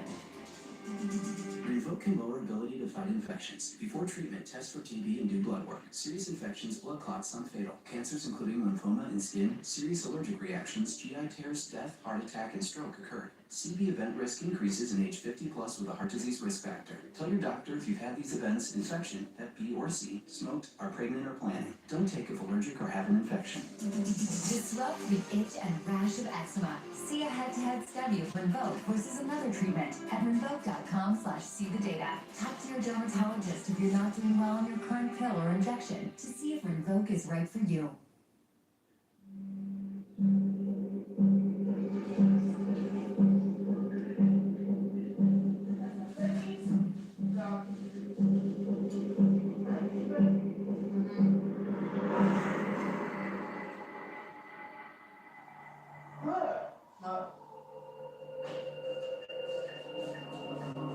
That's just so. Wasn't done that before, maybe it needs to be plunged. Maybe we'll plunge it. Hey, can I get a little plunger because our sink is like plugged up? Our sink wasn't draining, and both of us use the sink so much. So we gotta solve the problem. I ain't working going. Oh God. You smell it yet? You wanted to. Look at that. Oh my God. What? I know it. It's nasty. Yeah, I had it at that point. What am I supposed to do? Pull it out with it. Bag, go back. That's all that's for. I'm like, get the bag and whatever comes up, scoop it up with the bag, because if you just let it drain back to the sink, it's not gonna solve the problem. Yeah. You got me a bio bag for that? Hey, can I get some? How about you? Can I get some, yeah, some cleaners really quick? And a bio bag. Go! Go! Oh, yeah! If you guys want to start yelling, I'm going to start yelling. I want to lose my...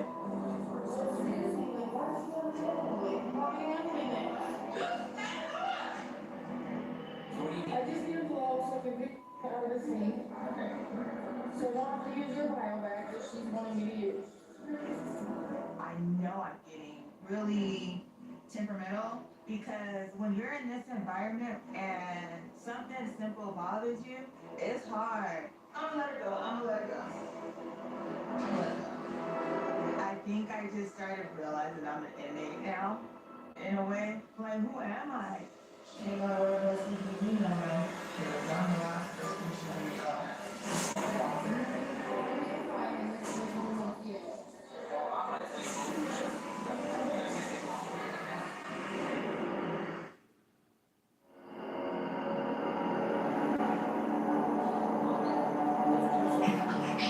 Endless advertisements, surveillance, and artificial growth.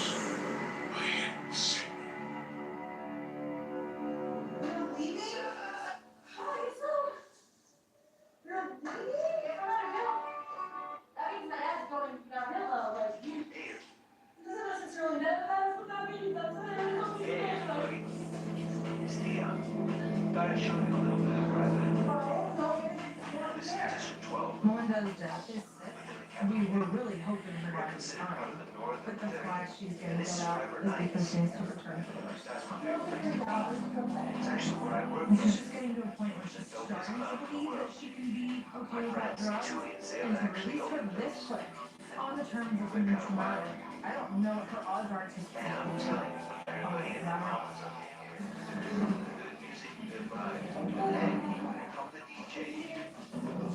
She's 23, and she's been in jail over 50 times, and in multiple states, like many states. I've asked her many times, what do you prefer, being in here or out there? And she said, I don't know, they both have their perks. So I don't think the real world serves her well. I think she likes the stability in jail. I think her family prefers the stability in jail for her. I've had a million clients like this. For $50, I can get out of jail and they'll leave for something. They want to stop on there. At first, it was only I think it's whispers easier inside to give static. her $50 every week when you know it's going to milk and pies and not fentanyl. In the shadows of neon dreams. I love you. I'm sorry. Bye.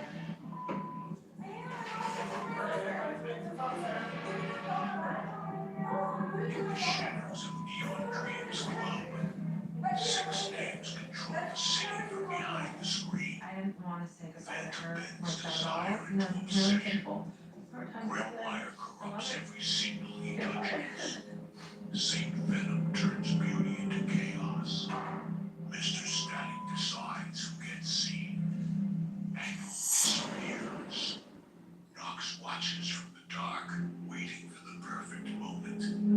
And Vixen, she doesn't steal hearts. She owns addiction. This is Chloe. Tap out. And I got the moments where I wanted to. I gave at least one a day. I wanted to tap out. Already own night. There you go, my daughter. And my daughter. You want to FaceTime your daughter? Yes.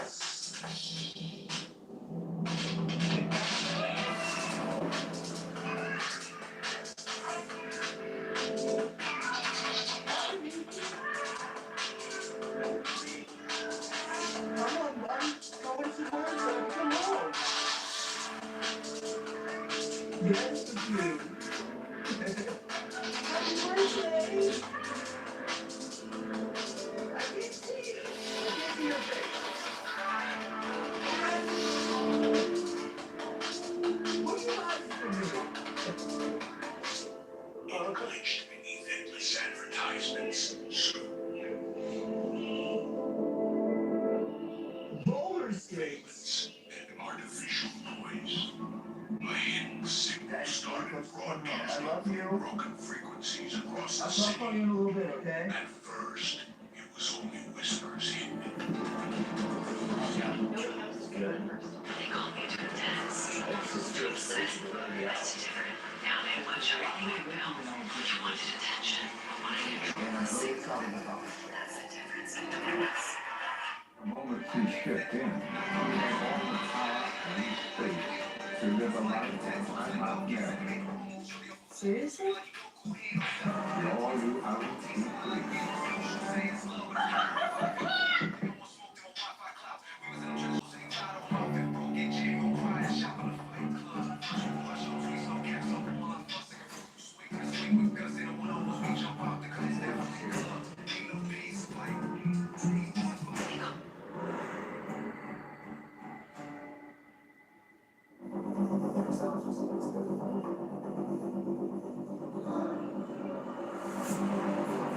So I've been in Good Pop for about 3 days. I have Sally, his name's Warren. Seems like a good kid. He just messed up, got a DUI. Orders I was shocked that we got fish. I've never seen that in the 10 years I've worked in corrections. I've seen lots of different meals, but never fish. Fish. No.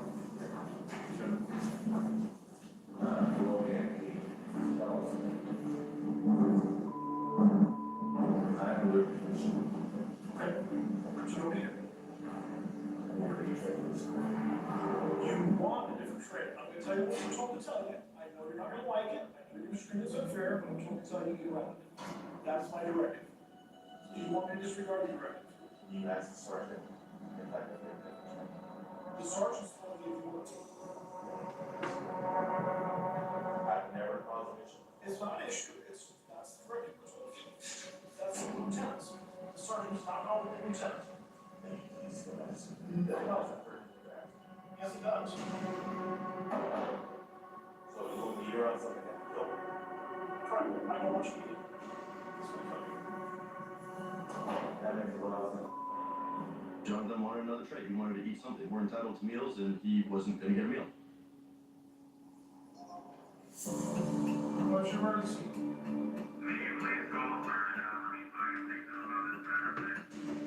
Part of the no was not clear.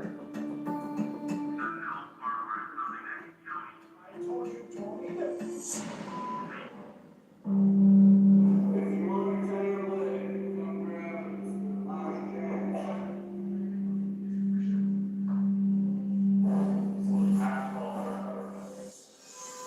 Show me the hamburger, I will.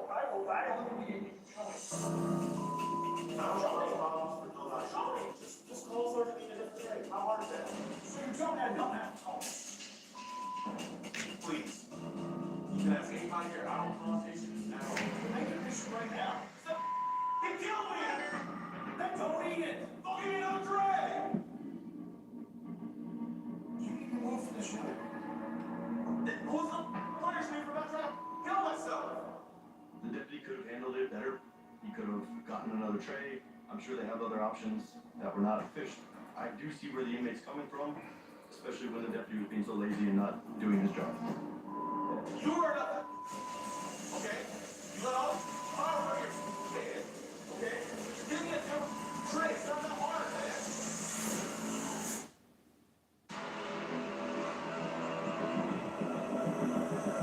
You are nothing. Okay? You let all power of your head. Okay? Give me a different tray. It's not that hard, man.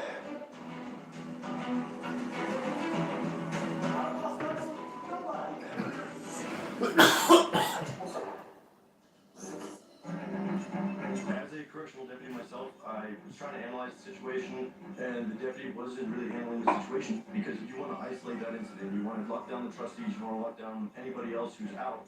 That way it's only you and one inmate because all the other inmates can turn on you at the same time. And he didn't do anything. Stop him, dick, okay?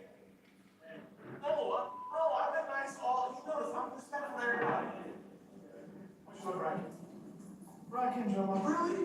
I'm not gonna cause no, I'm not that type of person.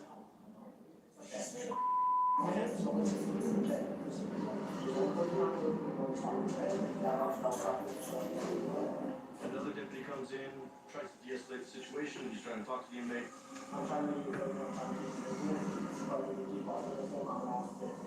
So I go to Camp One for work and all my safety. For not trying to eat and it killed me. Like I said, I don't cause problems for nobody. And so this like really pissed me off because it's like something could have been there. It really bothered me from a deputy point of view to see that the initial deputy is just sitting behind his desk. He doesn't have his partner's back at all. You should be there. You should have your partner's back. He's taking out your back.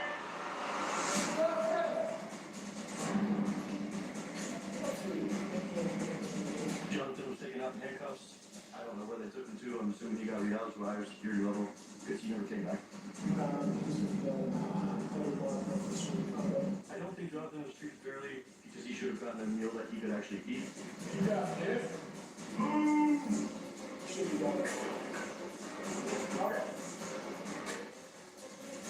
This guy is a trashy partner. Like, I would hate to work with somebody like that. Somebody like that who stirs stuff and then doesn't take care of it. There's a whole lot of retraining that needs to go on with this deputy. I feel for his partners.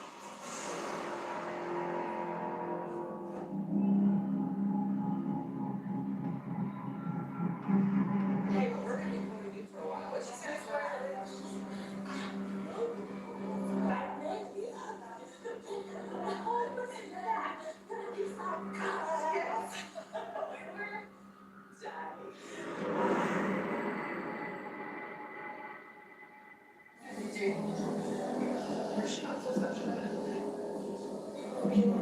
in this body, they don't know me. They don't show that part. They're trying to change it. Nina's catty bitch sessions with Vicky really is like showing me that she's always like, she's just kind of dead to me in that sense. Like, she's not my teammate anymore. She's not getting any intel from me. I'm not doing her a favor. Because I don't want to sit in a hole. You know, last night here, this is number one. You're 24 hours long. And 14 days. 14 days. Right? That was 14 days long. I'm really trying to spend time trying to help Vicky. Vicky's core is good, but she's had to be tough because she's on the street. It's hard, huh? It's hard. I do a lot of counseling at church, and I know how therapeutic it is to just be able to speak about what's happened. We're gonna pray through that together, and hopefully that will be a chapter that you can fully surrender to God. You can literally take your burden of that, let's say this is your weight, and you can say you're not with yours, and it takes it from you, you're free of it. Okay, do you know what I mean? Yeah. Nina's my best friend in here because she doesn't judge. She's funny. She can laugh with the best of us. She has that light about her. She's got God's light. Our spirit is the one that carries all the issues, our soul, our spirit. Scarlett doesn't realize she's underestimating everybody, including Vicky. Vicky's been really trying hard to work on herself, and had Scarlett spent time listening, if she just listened to people's stories, then she would know. And Vicky Vicky doesn't need Scarlett coming in and calling her fat, ugly, old, and homeless. And Scarlett showed her real colors on that. And I can tell you this, there are people threatening to fight Scarlett.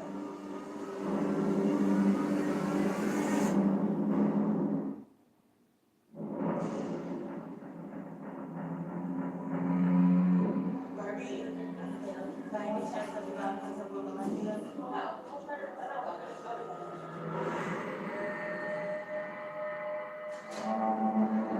Melinda doesn't have a phone, so she leaves me her boyfriend's phone number. I'm worried about her. I've called her boyfriend 3 times already, and nobody's answered. I'm desperate to find out how she is doing and if her dad had passed or not.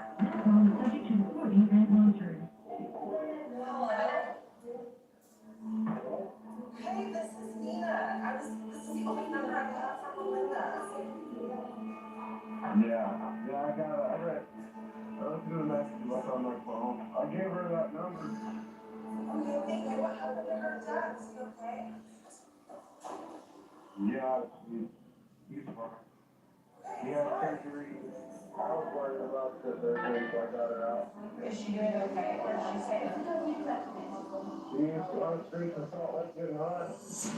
She got okay. Yeah. Did she get out? Is he right, you know? So, She doesn't have a phone, does she? yeah, Just tell her to take it over. take care. Bye. She did die, did good, but it was really scared of surgery, so that's why they got her out. And now she's not phone. She's got 2 seconds. She lasted 2 seconds. I know the chances of recovery are slim, but man, was I hopeful for her. And was I rooting for her. And I was relieved to find out that Melinda's father did not die. And really my hopes, it would be that she would find some value in that and have more motivation to be clean. Like, they live in Wyoming. Like, that guy and her parents. She's homeless, she's a consultant. And I knew that anybody knows who loves the high anywhere in that. But I think had she had a little bit more time to make a little bit of a plan, maybe she would succeed.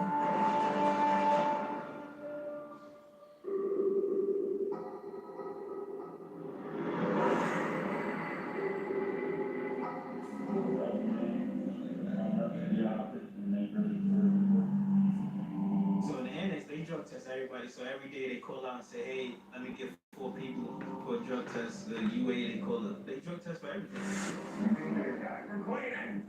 I'm so cracked out, full of energy. It's because I was like, what's going on over there? But I couldn't really tell what it was. I wasn't sure.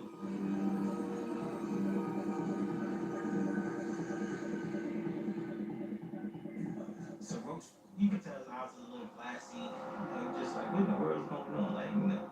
And you know, you could tell he tried to avoid me a little bit. So I'm watching.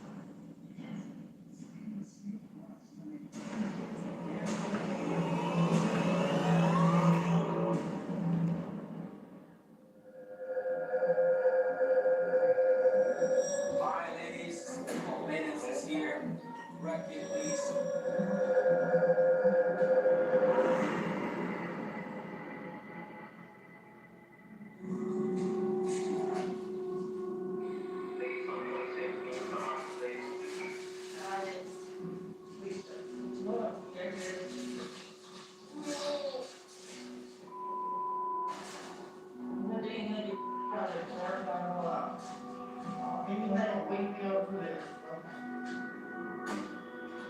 After the incident with the plunger, I never got her apology. So I didn't appreciate that. And then, on top of that, the sink is still clogged. So I'm upset.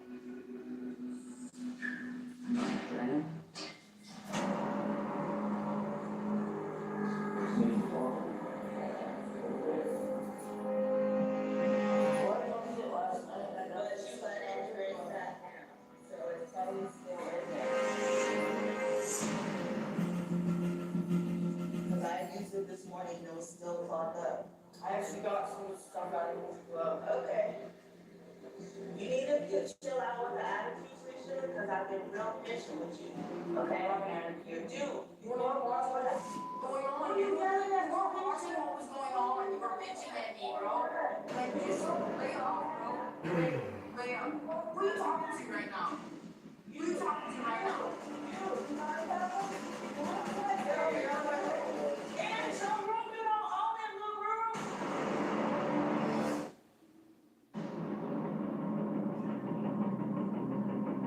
And some room, you know, all that little room.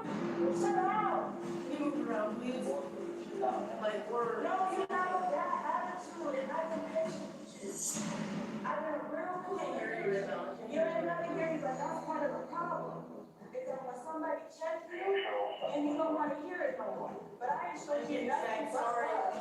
I didn't show you nothing but love since I've been here. So if that's how you want to be, that's on you. I'm cool. Don't worry about it. Over it, right? Not the right one, though, because I ain't scared. I'm just damn what you got going on. Believe that. Oh, you ain't ready to make sure you know that. Because you're not watching. I understand that, but you're too busy.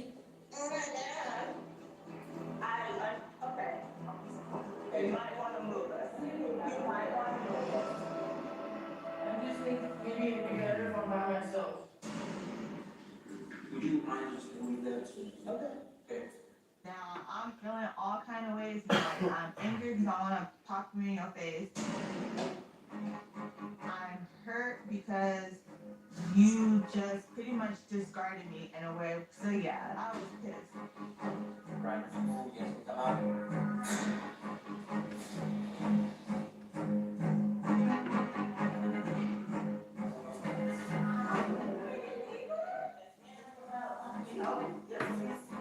Yes.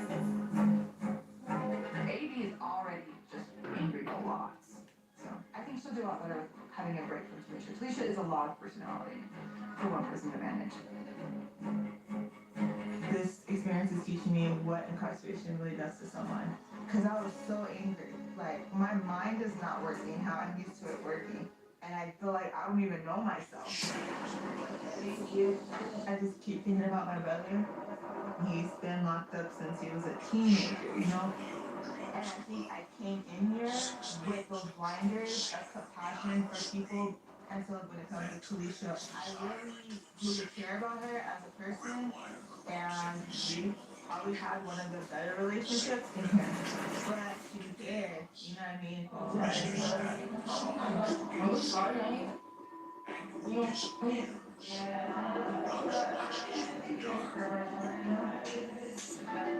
I'm done.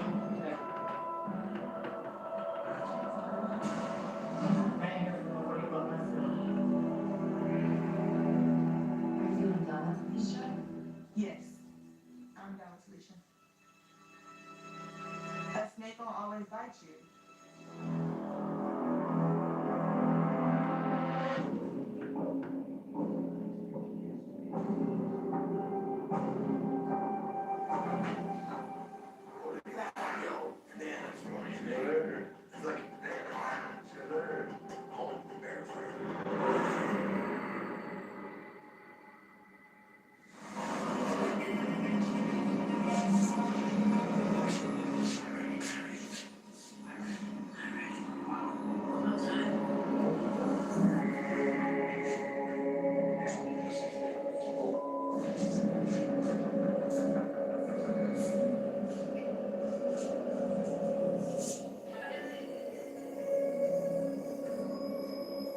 Well, then, JR, I'm sitting there, see some people being sneaky.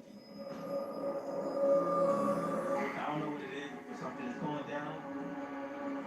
Like sometimes you see like guys like passing money. Like, okay, yeah, we're getting somewhere now. Yeah. I want to work.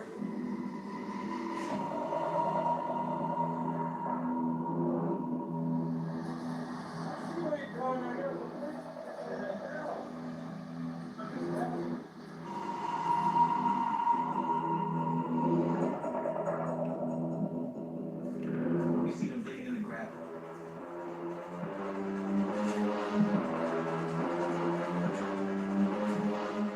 I'm just like, what's going on?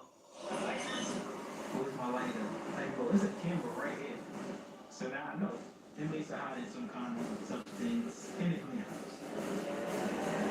So I'm thinking this is contraband for sure.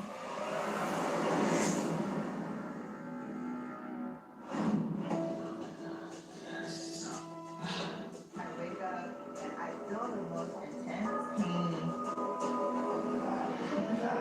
The pain was so bad, I instantly panicked.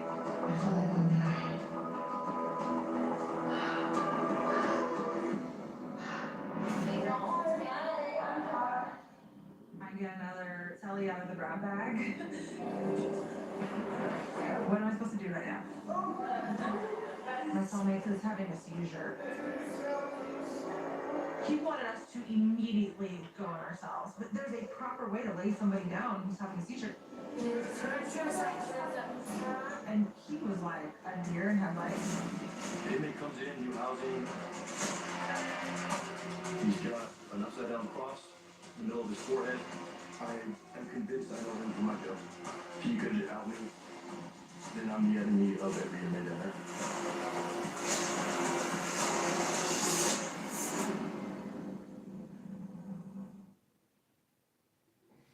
In the shadows of Neon Dreams Club, 6 names control the city. Phantom Benz. Up to 6 times longer than Benadryl. Relieving allergies the entire night. In the shadows of Neon Dreams For a Club, productive next day. 6 names Be control wise, the city sunset behind the at screen. night. Phantom Benz. The original. But first, a lot of your bruise your face on me. This is one legendary taste from the music cameras. It's your time. Manual disappears.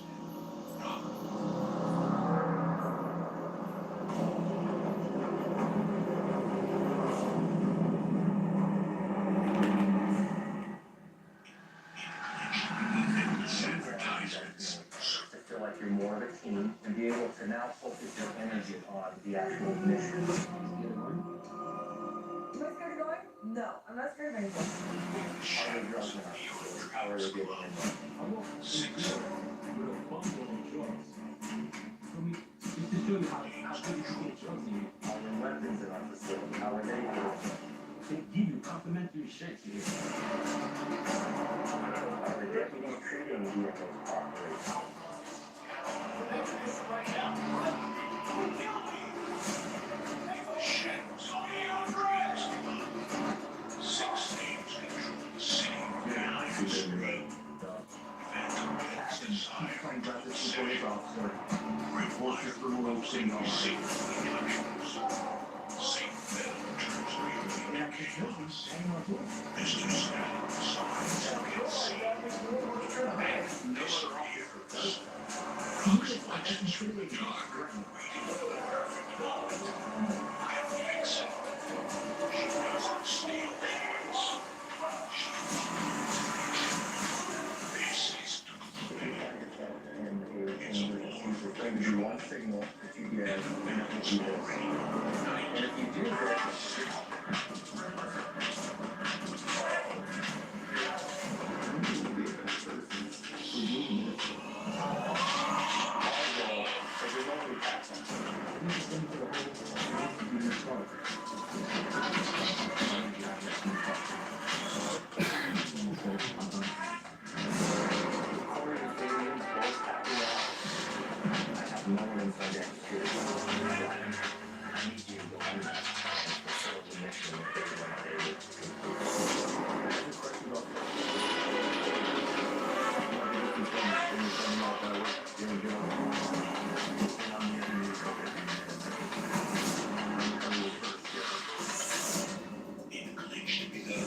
advertisements.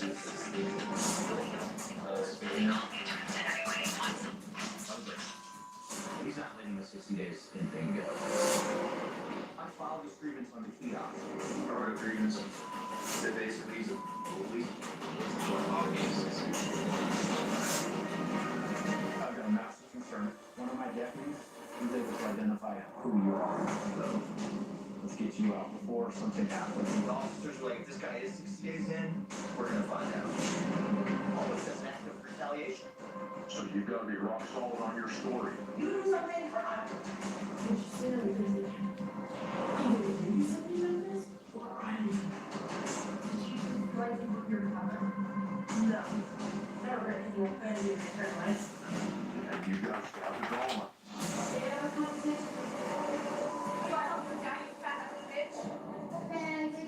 What you gonna do if it's already spent on you?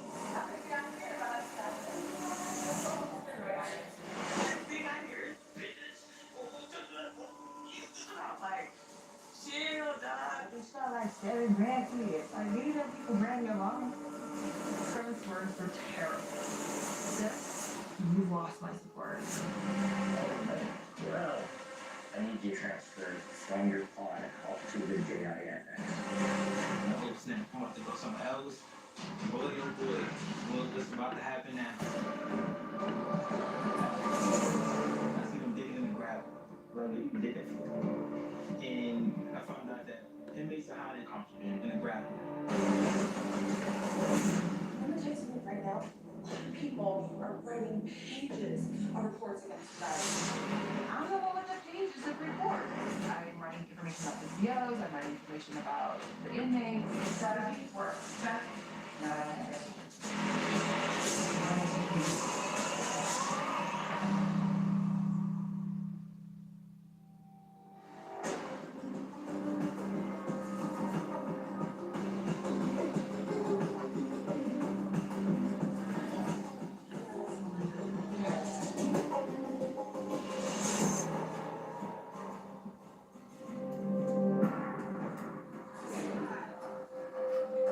We're almost at the end, you know? So I'm realizing how quick people are like leaving, the ones I really care about. And so this is actually getting a little bit harder now because you're like, I don't know, time's going slower. So it's like, it's hard times.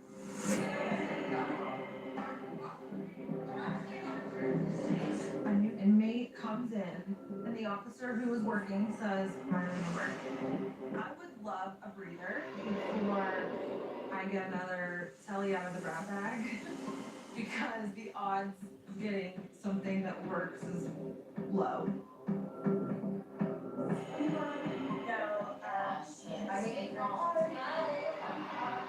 I have a new celly, Cassie. I just think it's great to process and clean and maybe just like take a dump without somebody making eye contact with me. I was so excited for that.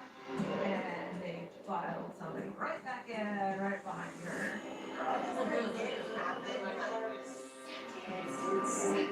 We hadn't even had a chance to sweep up all of Melinda's candy wrappers, and they had somebody in there instantly. 3 minutes, 2 minutes, you would have been. Yeah. But they wasted no time with that prime real estate.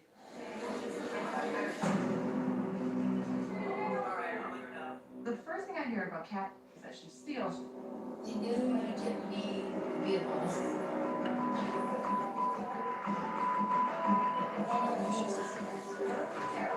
So I told Nina. Through the rumor mill, they tell me, be careful, she's a thief. She's probably eating my Cheez-Its right now.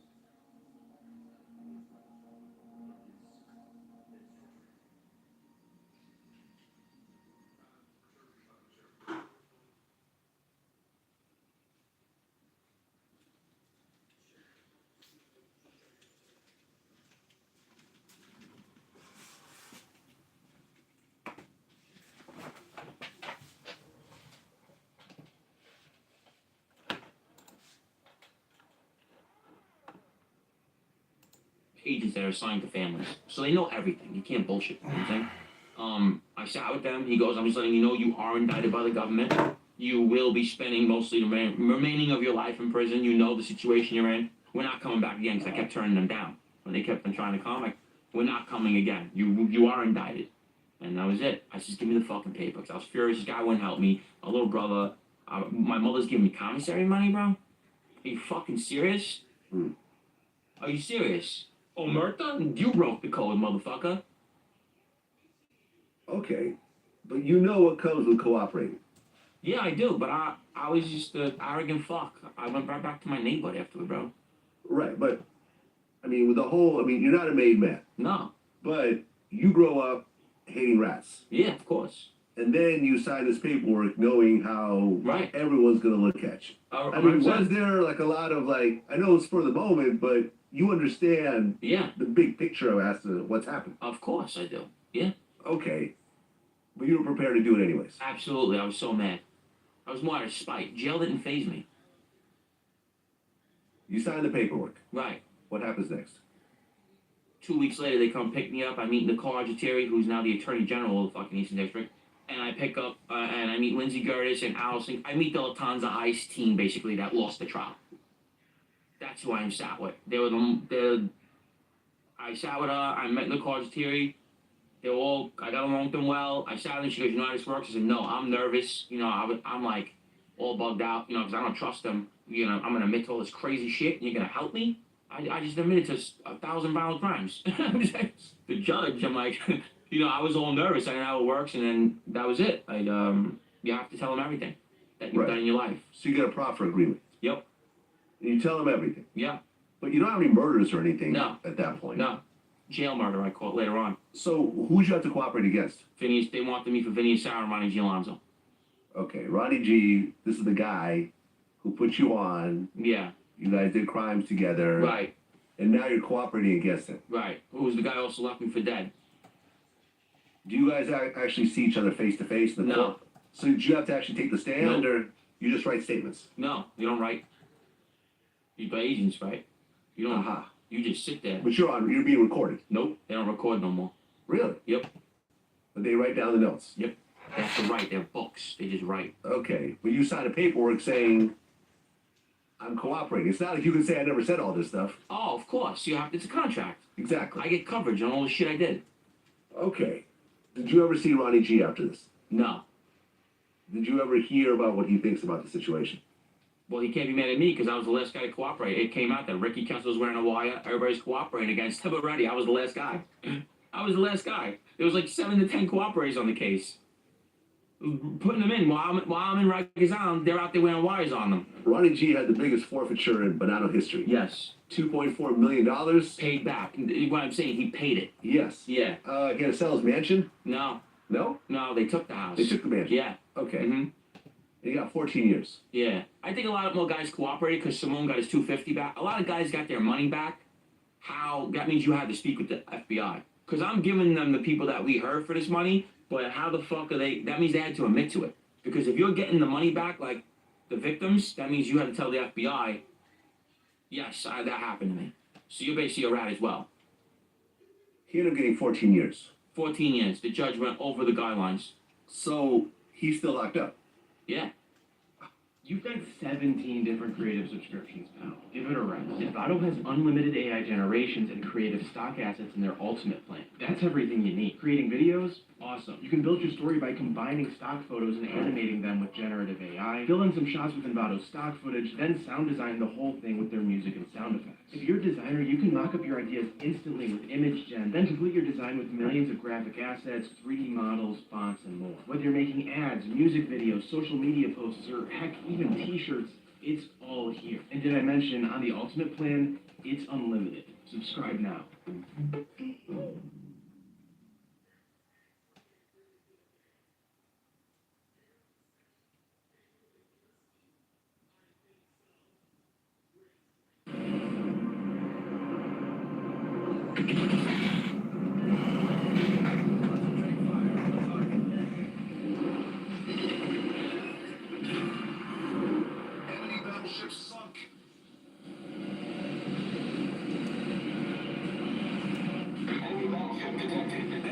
Marine spotted. Attention, reporting the target position.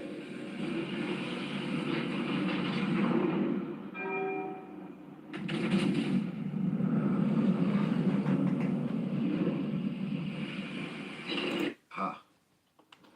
When he gets out, are you worried? He's the only guy that got balls that would see me and not kill me, but he would fist fight me. You don't think he would kill you for Nah, giving he him ain't killing. 14 No, years? he's on his 2 RICO cases. I mean, this guy's got millions of dollars still. He don't want to go back. How old is he? He's 50, 1960. He's born 1970. I'm June 6th. He's June 9th, 1970. He's 54 years old. Okay, a little bit older. Oh, but still, he's a dangerous guy. Real tough guy. I'd Yeah. never take that from him. I respect the guy. Should just did the right thing by me, and I'd be sitting in jail cell with you. So if he paid, I'm going to jail. I'm going to jail. Give me a fighting chance. I'm going to jail. Okay, so you end up cooperating. Right. They give you a fake name. Joey Russo. Joey Russo. I knocked out a guy's teeth in there. I almost caught a new one on that. Yes, a whole bunch of shit happened. Oh my God, man. It was just nightmare. They move you to New Jersey. Yes. So, where they move you, is it other cooperators as well? Or? No. You go under a fake name in a regular county jail. I'm in there for a burglary. No one recognized you or anything? No, we're in the middle of nowhere, bro. Ah. Yeah. Okay, so is that the jail with all the child molesters and everything? No. There's a unit for those. I'm in regular pop. But at one point you were locked in with those guys. That was Groveland. Okay. That was Groveland back because I didn't make it. I got kicked out of that jail. That was regular jail. Okay. Okay. So, and you said that this case made you like the Sammy the Bull of your generation? Yeah. Yes. Why would you say that? It was the biggest mob case for our time. Okay. Yeah. 21 guys, millions of dollars, violence, everything. There's no such thing as it no more. Okay. So household names. Yeah. So now you're in this New Jersey jail for 3 years? No, 1 year. 1 year. Then I go to Farrington. Okay. Because you got to do the lie detector test. You got to do all the shit to get in. To get into the WITSEC jail. Right. And WITSEC is what? The jail where all the big cooperators are. Gotcha. So now you get moved into that jail. Yeah. So who are you in there with? Vergaga people. The first guy I met, I said, I'm looking for Italian mob guys. They said, oh, Anthony Arellato's here. I said, all right, let me go see. I started talking with Anthony. We were walking the yard. And then, of course, I know a lot of West Side guys. You know what I'm saying? Like, I was friendly with Genovese guys. And me and him got along good. And then he went home. And then I ended up meeting Teddy DiBattoro. He blew up the Chicken Man, Philly Testa, the nail bomb. That became my good friend. I was with my buddy Joey Caves, Joey Capitiello. He was a fucking nut. I had a good time with him. Hitman for the Colombo family. And then I was with the Flores twins, Margarita Flores, my good buddy. I was with him for like 3 years. I was with a whole bunch of big guys like that, you know? I mean, how is everyone pretty much dealing with each other? I mean, because everyone pretty much cooperated. So no one did. can really point the finger at the other. No, everyone. I mean, you might look at.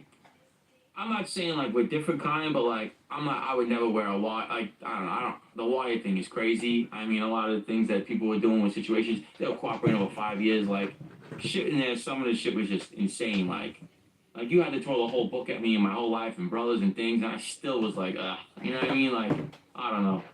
A lot of them in that were just like nobodies. You know, there was somebodies and a lot of like just why you here. You know. Well, if they asked you to wear a wire. No, hell no. Okay. If they asked you to take the stand. I mean, you would have probably had to. I know it's tough, man. I don't know. Right, a lot of people can't do it. Sammy the Bull took the stand in multiple trials, over and over again. I know, but it's just hard. I don't know. I kept telling him, I hope we ain't got to do this stand shit. But when you sign the paperwork, does I that know, potentially come with it? I know. I was just still like leery about it. I didn't know if I could look at Vinny and them. Okay, so in 2019 you get out. Yeah. How many total years at that point on this 6. case? 6 years. So Yeah. even though you cooperated, you still got 6 years. Lad, I fucking had they told me you got a good time. You got 1,000 violent crimes. They can't just let you out. They wanted 10 years. I had so much violence. They wanted 10 years. The Judge Block, I had the best judge in the business. He gave me time served. Like, you got lucky. You know, you had so much shit going on. Okay, so you get out, and you said the mafia doesn't really follow through, on hits or go after people that owe money because of the RICO laws. Yeah, and not only that, it's just people ain't ordering it no more. Really? Yeah, So, diverted. were you worried that there was a hit on you? No, I went back to Howard Beach. Okay. But everyone knows. I was telling people, I put it out there. I says, yo, if he's gonna come and shoot me in my legs, you just wasted your fucking time. You know how I am. I said, you know, I'll blow your fucking house up. Like, don't even waste your time with me. Come correct, bro. Make sure it's a headshot. Did anyone ever approach you? No. Okay. Because I remember when I interviewed John A-Light, he said some dudes approached him at one point. Me and Johnny used to drive around Brooklyn. I seen fucking Blaze Carrazzo with him. They didn't say shit, man. I seen a bunch of these guys are real punks, man. A lot of them are half-assed. Ronnie G, he's saying something to me. He's coming after me. He'll punch me 100%. I know people that will say something, and I know ones that won't.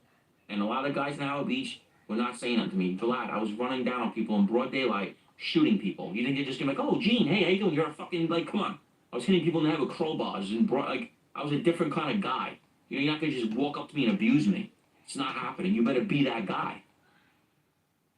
Imagine being able to build an app with your name on it, just by thinking about it. Meet Base 44, a complete AI creation platform. Describe what you want, and watch it take shape. You can plan, customize, and expand in any direction. From tools built for one, to platforms ready for many. From passion projects to enterprise-grade systems. Everything is built in and ready to launch. It's a new world of creation, where you can go as far as your imagination takes you. Can you imagine it? Let's make your dream a reality, right now.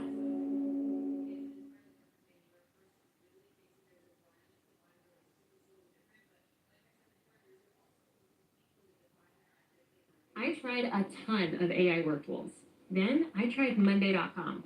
Game over. Monday.com is super easy to use and knows how to do AI right. I use it for insights and action suggestions constantly, especially on those back-to-back meeting days. And my team used Monday Sidekick to work up all kinds of marketing content for the different platforms. So stuff that takes my team hours is now done before they even open their laptop. All these AI features are built directly into Monday.com and actually use our real data. With Monday.com, AI isn't some over-promising future. It's here. Okay, so you and John A-Light end up starting a podcast together. Johnny and Gene show. Yes. Created a fucking nightmare for me. It created a fucking nightmare. Right. When the feds found out about this podcast. Did they? It was in the paper every day. Yeah. You got violated 6 times? Yes. They wouldn't stop. John Rubio goes on the show and says he made more money with the fucking government than the mafia. The judge and them were having the Supreme Courts are having a fucking heart attack. Yes. Right. You were facing 5 years. Oh, man. Just because of the podcast. There was a lot of shit going on. They were hitting me with everything. They were fucking furious, man. They were trying to put my ass back in jail, yeah. Well, you went back to jail for what, 20 months? 3 times. Three Yeah, times. I did house arrest, jail. They wouldn't stop. This is because of the podcast. Yes. It all started because I went. Then I came out with my book, and they were trying to violate me for the book, but my lawyer, I fell under the Michael Cohen's Act. Because they tried to put Michael Cohen's in the jail for writing a book for Donald Trump. And they says that the judge ruled that I can't go to jail for the book because it would take that, you know? Right, and it was around this time that you and I met, because I was interviewing John A-Light, and then at the end of the interview, he's like, hey, could we bring on my friend Gene Perello? That put me, honestly, I tell you right, you put me on the map, because after that, my Instagram went to like fucking 1,000 followers to like 10,000 followers, and it was just kind of going from there. They want to know, because I'm the only modern day guy out. You gotta understand Right, that. you were younger than most of the guys. I'm younger, though. I'm still doing old school shit, though. So you don't hear about guys shooting nobody, doing nothing for the mafia. And I was all dead. I was still a cowboy running around. Yeah. So it's like I had this intriguing story, and I'm young. I'm related to a big guy. I work for big people, so it was like the perfect storm, you know? I mean, when it comes to proffer agreements, I mean, the other name for it is Queen for a Day. Yeah, well, that's state. That's state. That's state. The state does Queen for a Day. The feds do proffer agreement. It's a totally different thing. Oh, okay. Yeah. Because from what I understand, for certain kinds of proffer agreements, I thought it was for all proffer agreements, it applies for that day. But if you choose to retell the story... That's state stuff. That's state. Federal, when you sign that contract, it's a whole new ballgame. That's a whole new ballgame, feds. Right, because for example, there's the Keefe D situation. And, you know, I'm tied into this because I did the interview with him. Yeah, I know they all blame you, but they come on the show and talk. Does that make any well, sense? I mean, he already wrote a book. I know. So my thing is, like, if you write a book about it, and you're willing to talk about what's in the book, I'm going to interview you. They're coming on your show talking. How is it your fault? Yeah. Yeah, They're in fact- choosing to put their ass in the fucking seat and talk in front of a camera. How retarded could you be? And then say, oh, it's Vlad, he works for the feds. Well, yeah. Really? At one point, him and, the co-writer of the book, they go outside and talk. And my cameraman's like, this mic is still on. And I'm like, turn that shit off. I'm not trying to catch people on hot Right. mics. And I'm not doing that shit. Right. And then when he gets arrested, Las Vegas PD keeps calling me. We want all the raw footage. And I'm Right. like, I'm ignoring that shit. I'm not cooperating. Listen, It's these son of- rappers, they do it to themselves. They talk about their shootings and songs and they want to blame everybody. You're talking about caught a body about a week. All these guys do all this shit in their songs. They're listening to the fucking shit. They're being charged because of your mouth. Right. Not because Vlad sat you in a fucking chair. All right, you're being taped right now. Right. You're wearing a wire yourself. You know you put get your own millions shirt. of views, you're talking in front of Yeah. people, you know everybody's watching, and then you Yeah, want to this is- be cool and say you're part of this Tupac murder. And what do you think? Like they're dying to get somebody for the fucking murder. You know what I'm saying? So he shot himself in the foot. Well, you go in and out of jail Right. because of this podcast. Then in 2021, you get arrested Yeah. because of a situation with your girlfriend, My ex. your ex. From before I left, she sold my fucking jewelry. Yeah, She sold your jewelry. yeah, my Rolex. And I guess you threatened her? I threatened the husband. I said, "Don't forget what I do. I'll blow your fucking You husband's head threatened off." your girlfriend's husband? Yeah, yeah. I said, "Yo," I said, I was in a white Porsche Panamera, which they're furious about. I was driving a white Porsche now. I'm in a brand new white Porsche Panamera. I pull up in front of the house, and I'm furious, and I said, "Don't forget about what I used to do. I'll come now, blow your husband's head off." And yeah, he went right to the FBI. What happened with that? They locked me up. For how long? They put me in. They gave me 4 months jail, 6 months house arrest, restarted my probation. They gave me stipulations. There was like 60 of them. No podcast, no this, no that. Can't talk about organized crime. Can't do this. I'm like this. Look, just like this to them. Fuck you. Keep violating me. I'm not doing bad no more. I'm doing podcasts. I'm gonna keep doing them. Because you tried to get me back on. I was gonna go back on. I was working, talking to your people. And I couldn't because my mother's going, they're gonna put you back in jail. I'm like, I'm going on the fucking show. Fuck these people.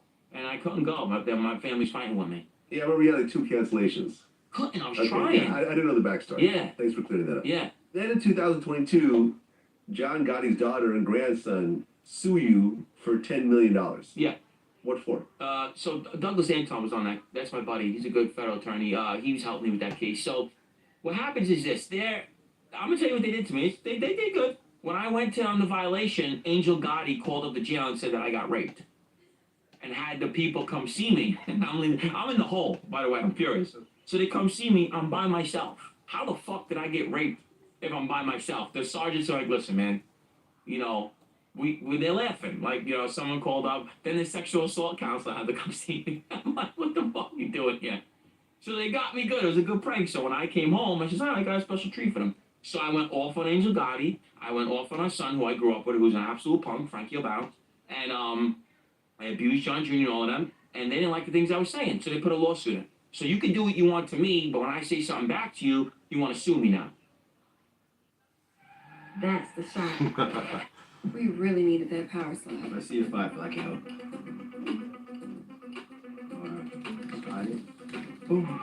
That's fine. Can I try? Add more pipe smoke. Hit the car red. Okay, I'm done. Wait, no. One more. The sun in the sky, golden hour. Send this red muscle car back. That's the shot.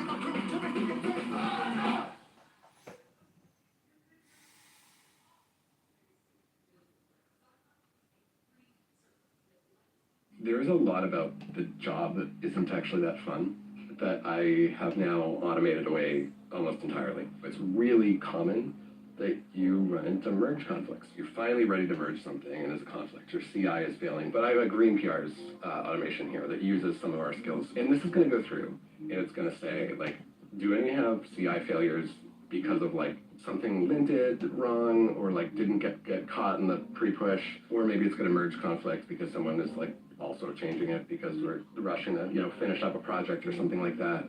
My PRs are always green.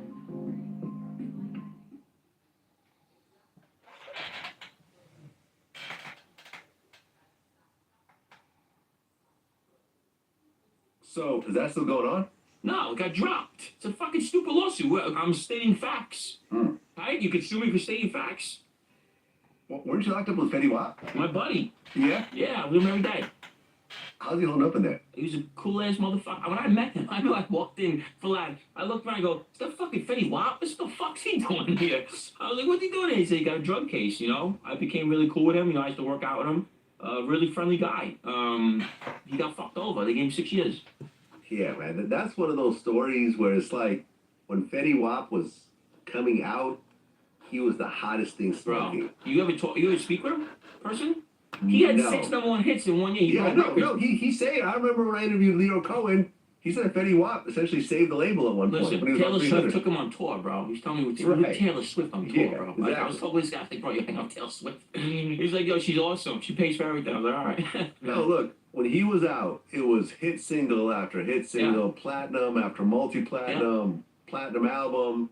I remember there was videos of him literally at a hotel balcony just throwing money out the window. I remember he bought his homie like a i8 Benz. No, i8 BMW. Well, he has a crazy car collection, so he has a warehouse, and it's like he collects M3s. Anyone knows Fetty Wap? He collects M3s. Right. So he has everything. Audi RH, you name it, he got it. It was crazy. His jewelry, bro, he had a picture of his jewelry. It's like $10 million of jewelry, bro. It covered. But eventually, the money started to run out. I don't know if it did, though. But he got caught up in a drug case. Yeah, and he really, it's more like a drug case. It's more like you gave a friend money. It's a conspiracy because he's a gang. They said he was a blood. It's more like he gave somebody money for a fit, like to help them out. They went and bought drugs. They tied him in the conspiracy. Oh, that's what happened. That's what's happened. So he wasn't actually trying to buy the drugs himself. It's like how they treat mafia. You make a phone call, you get tied into a conspiracy. You might not even have anything to do with it. You just get tied up in the conspiracy. Fetty Wap got fucked over. He's a good person. Takes care of all his kids. He's got fucking 11 kids, 9 baby mothers. He takes care of all of them. He's a good guy. I got along with him very well. Yeah, I remember I interviewed Biggs from Rockefeller, and he had this big marijuana case he went to prison for, and it was similar to that. It was like he knew a guy that wanted some weed and a guy that was growing. He was like, "Yeah, I'll just put you guys on the phone. I'll put you guys on the phone together. I don't want nothing to do with it." One of the guys is wearing a wire. Next thing you know, he's going to prison over a drug case when he's a multimillionaire that he didn't want anything to do with this. He was just helping out. But you know what the funny thing is? When I met him, he's super friendly. He's not like he's super friendly, like, you know what I'm saying? Real cool guy. Okay, so... Sam Bankman, I know it's coming. Sam Bankman? Sam Bankman-Fried, I know it's coming. So you were locked up? Okay, so... Yeah, I went to the hole for him. What do you mean? Okay, so you were actually locked up with the FTX guy? Yes. Okay, tell me I got about into a that. fight over this fucking idiot. What happened? He came into the jail. He's weird as could be. He stole like $10 billion and, you know, all the wolves were after him. You know, these little wolves. The kid that killed DJ Khaled's nephew is the one that I got into. Remember when DJ Khaled's nephew got pistol whipped and he got shot in the head in the Bronx? The kid that did that shooting I was with, his name was Juice. A little fucking punk. And he was trying to get money out of Sam Bankman. And I told him, you're good in here, bro. No one's going to bother you. These kids are fake tough guys. Like, don't worry about that. And so the little blood kid, Rever, called me over and goes, yo, stop telling him. I said, bro, who the fuck you talking to? And he swung at me. And that's all she wrote. I got the ticket. I could show it to you. I beat him up. I dragged him all over, and I went to the hole. Okay, and what happened to Sam after that? He stood there. They gave him 27 years. Yeah, he's going to be there for a while. He got lucky for getting 27 years. The only reason why he got 27 years, they gave him the worst judge, they gave him the worst prosecutors, is because his victims called in and says, don't give him life. You don't deserve life for stealing fucking money. You don't. I got friends that got execution murders, 20 years, 25 years in the feds. You're going to give this guy 100 years for stealing money? Yeah, it wasn't just stealing Come money. on, bro. It was stealing billions. So what, though? Let me tell you, I interviewed French Montana. I said, what was your your worst investment? He said, I woke up to see $5 million missing in my FTX account. Yeah, but and it's that's just money. one person. You're still alive, though, man. Billions of dollars. You can't give the biggest Ponzi scheme Listen, in U.S. I have history. this debate with everybody. I feel a person should not get life or 100 years for stealing money. If you're taking lives, it's one thing. How the fuck are you going to give this guy life in prison for taking money? 10 years is the worst case, in my opinion. That's just how I feel. I mean, do you know how many people's lives he's absolutely ruined? There's like people's life savings and retirement. I get it. I know. You see what I'm saying? But People if have you to go and work jobs at 60, 70 years old. But Because, you know he comes from hundreds of millions, so it don't make sense. His family's already rich, so like... Yeah, but look what he did. He wore an Apple Watch, he drove a Toyota Camry, bro. Listen. It fucks your head up. I'm like, what's he stealing money for? You got 27 years. Yeah, I'm like, how much you got like? I'm like, how the fuck? I'm like, this guy got an Apple Watch he's wearing. He's wearing holes in his shorts. He doesn't wear clothes. Like, he's weird. It's like the weirdest Yeah, thing. but he's worth billions of dollars. Billions of dollars, and he's like, doesn't spend it, like, he just does private jets, he said, to like other countries. That was his thing. Right. Well, at one point, you and John Alite spoke negatively about Michael Franzese. But you ended up doing Franzise's show. I was just being like I was pulling the old gangster trick. I was just trying to go for the top dog. You know what I'm saying? That's all. I'm just be real with you. It was like a little trick I had. Yeah, I mean, Franzese was one of my biggest interviews. Yeah, Mike Francie's a good guy. I get Very along. good guy. It was just a little trick I was pulling when I got out. Yeah, and you know, when he had you on the show, he basically addressed Yeah. what you said and said, whatever, no big deal. Yeah. I was young and just being dumb, you know? Just messing around. That's the way people should deal with stuff like that. You know what I mean? There's lots of people that I beef with on the internet, like NLE Chopper or whoever else, and it's like, then we get on the phone, like, let's just do an interview and, you know, let's actually monetize this. Right. As opposed to have it turn into something worse. Right. I had Gianni Russo on my show. And he's bullshitting. He told some pretty tall tales. Well, you had Ramondi on your show. I mean, I wanted to call you about Ramondi. What are you doing? That's the one who said he killed Bro, 300 people? Killed the priest. He killed the fucking president. I'm like, bro, get this guy out of here, bro. I'm like, Vlad, what are you? Everyone's in the neighborhood's like, Vlad, what the fuck is this guy in the show for? He's got a cigar, he's got his costume on. He's got the velour suit, the mustache. I'm like, what is this guy? You What don't crew always, is he in? Where did he come you don't from? always get it right. You know, you do your best. No, but Vlad, I said, what crew is he in? I'm calling Mike Francis. Who is this guy? He goes, bro, we don't know who the fuck this guy is. He just popped up out of nowhere saying he killed the fucking priest. And I'm like, what? And I try to explain to people, you need a contract to talk about murders. You can't just come on Vlad TV and say, hey, you know, I killed this guy. I killed that guy, you know. He never debriefed. He never sat with the government. You know, you can't talk about murders. Him and Gianni Russo, you know, Gianni Russo's a great actor, but these guys are full of shit. I mean, absolutely full of shit. Well, Johnny was in the first Godfather movie. I don't care what Godfather is in. He was just a fucking whole stories of fake. Yeah, I mean, the Marilyn Monroe story, I don't bro, know. Listen, man. I don't Paul know. Castellano, I know he scraped his cheese off his pizza. Great. I mean, who gives a fuck? All right, come on. Paul Castellano called me to his house. Like, all right, bro. Yeah, you I fluffed mean- his pillow. Great. All right. I mean, Gianni said about the whole bomb they put in front of the Paramount gates, but and I remember when they had that one series about like the making of the What's up with Godfather. that spray tan you got? That's what I really want to know. Where's that tan from? That's I don't know. I don't It's know. like Snooki. I don't know. Hey man, listen. Ranger knows that if you're a school custodian, cleanliness is your top priority. That's why you can rely on Granger for a range of cleaning products and equipment, from disinfectants to floor scrubbers. Ranger, for the ones who get it done. Sometimes you get it right. Yeah. Other times you don't get it right. Listen, I like guys how we come on, me, Anthony Arlotta, Anthony. We get all the guys that come on. We tell you what it is. We tell us the truth. We don't try to make ourselves bigger than what we are. We just tell you what you are. These guys come on your show sometimes and they just go ham. Ham. John Panisi, the most boringest man alive. I don't know, another one. I don't know, whatever. We'll leave him alone. I did Joey Molino's first interview. He's the rumored boss of the Philly Mafia. Yeah, rumored jerk off. Wait, so let me tell you something about this guy. You know what's funny about Joey Molino? I'm going to give you a perfect example of Joey Molino. He comes on, he goes rat rat, and he goes like this to his left. What's wrong with this dude's face, first off? He talks so much shit about everybody. Rat this, rat that, rat this. You're on the fucking internet, okay? You're talking on internet. I'm just part of organized crime, ready? I'm going to go off on this fucking guy now. You are a boss of Philly, right? You're breaking every code of La Cosa Nostra. The five families want you dead secretly in their brain. You made a mockery of them. You're on the internet talking. That's first off. You broke every code, okay? You got shot. Your friend got killed. You got your place blown up. You're a fucking herb. You're a victim. I feel bad for you. You're a fucking victim. You come on here, you talk bad about everybody. Sammy, this guy, that guy. You're a clown. Your fucking partner, who, that fat junkie, what's his name? Fucking Snuff with needles in his arm with fake Rolexes. Okay? You come in here talking shit, putting everybody on blast. These are two jerk-offs. Okay? I say it to this day. If I bump into you and say something to me, it is what it is. I'm not a guy that runs. You talk all this shit about everybody. He abuses you. Oh, Vlad, you look good. This guy. Who are you? You're not the boss of Philly. You're Joey the Dropout. When you go to fucking jail, you walk a dropout yard. You're not a fucking gangster no more. That's what it is. You're a clown. Okay? You're a fucking clown. That's how I feel about it.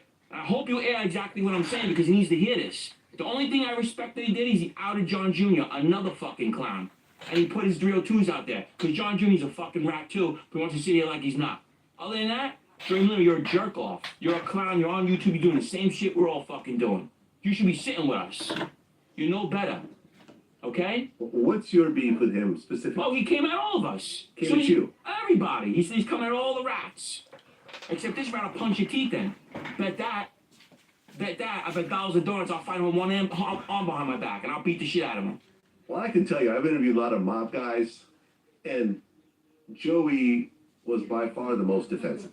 It's a jerk It off. was almost like the joke in the comments was like, Vlad. Joey, tell me about your dad. Dad? Who's his dad guy? I don't know his any dad, dad. the drunk that they demoted him and they were gonna No, kill him? I'm just saying, right. in general, he didn't know anybody. Right. He doesn't know about the Yeah, I know. He's mob. at the mob. He don't know John Rubio. He's on 1,000 hours of wiretaps. So I'm talking the most nonsense shit you ever hear. So, I love this guy who talks about people's girls and this stuff. I have no filter. I have nothing to protect. I'm known for this.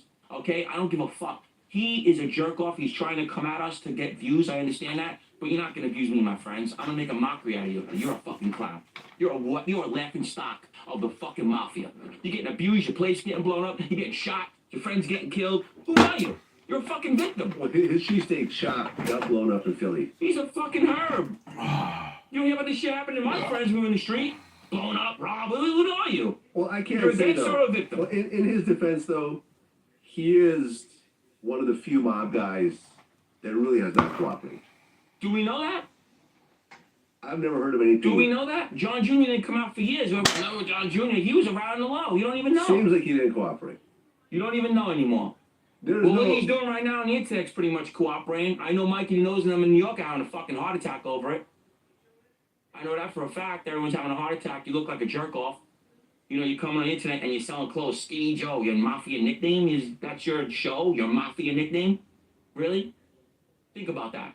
Skinny Joe Molino, that's his mafia mob boss nickname. That's his show. Selling shirts to your face. Come on, bro.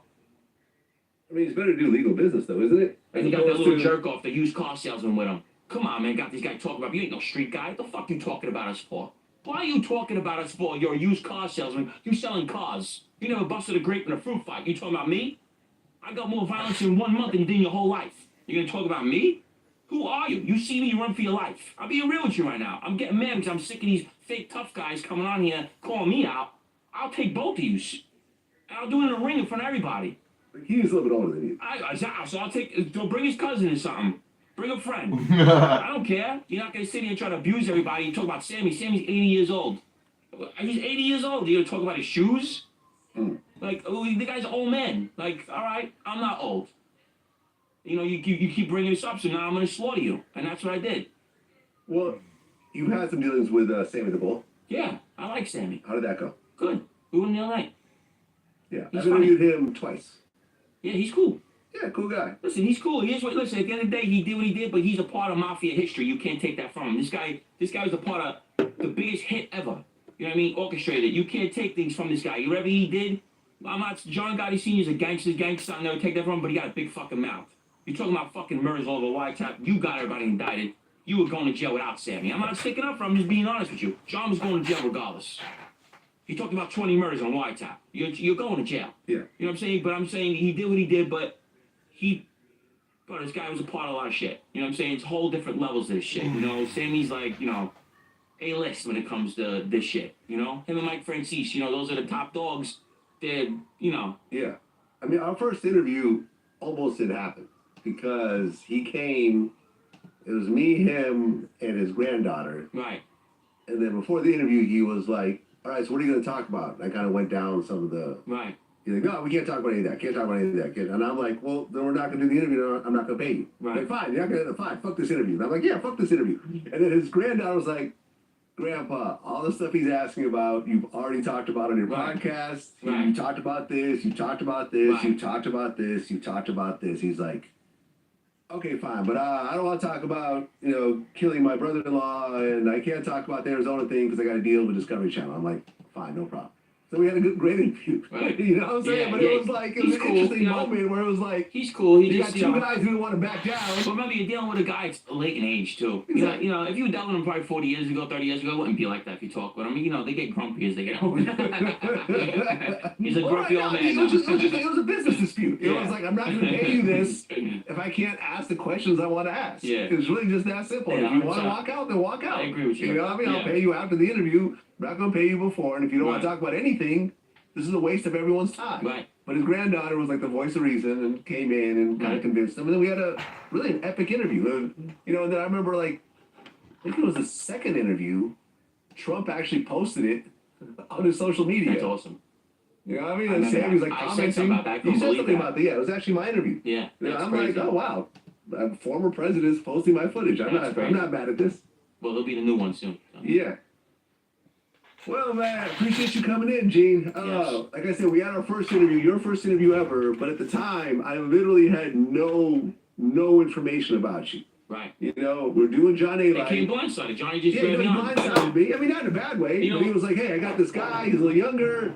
And I'm like, okay, let me kind of get the backstory. You told me a few things, but I didn't really, you know what I mean? Like every interview It's I hard. do, You got to do your homework. I do know. research. You know, Yeah. If you notice, like your whole story has been laid out. Right. You know, your other interviews have been watched. And Right. I was really very blind coming into this, so Yeah. it wasn't a real interview. But I'm glad that you came into your own. You started your own business because you know a lot of times you got guys coming out of prison with felonies. They're in a very precarious situation. Right.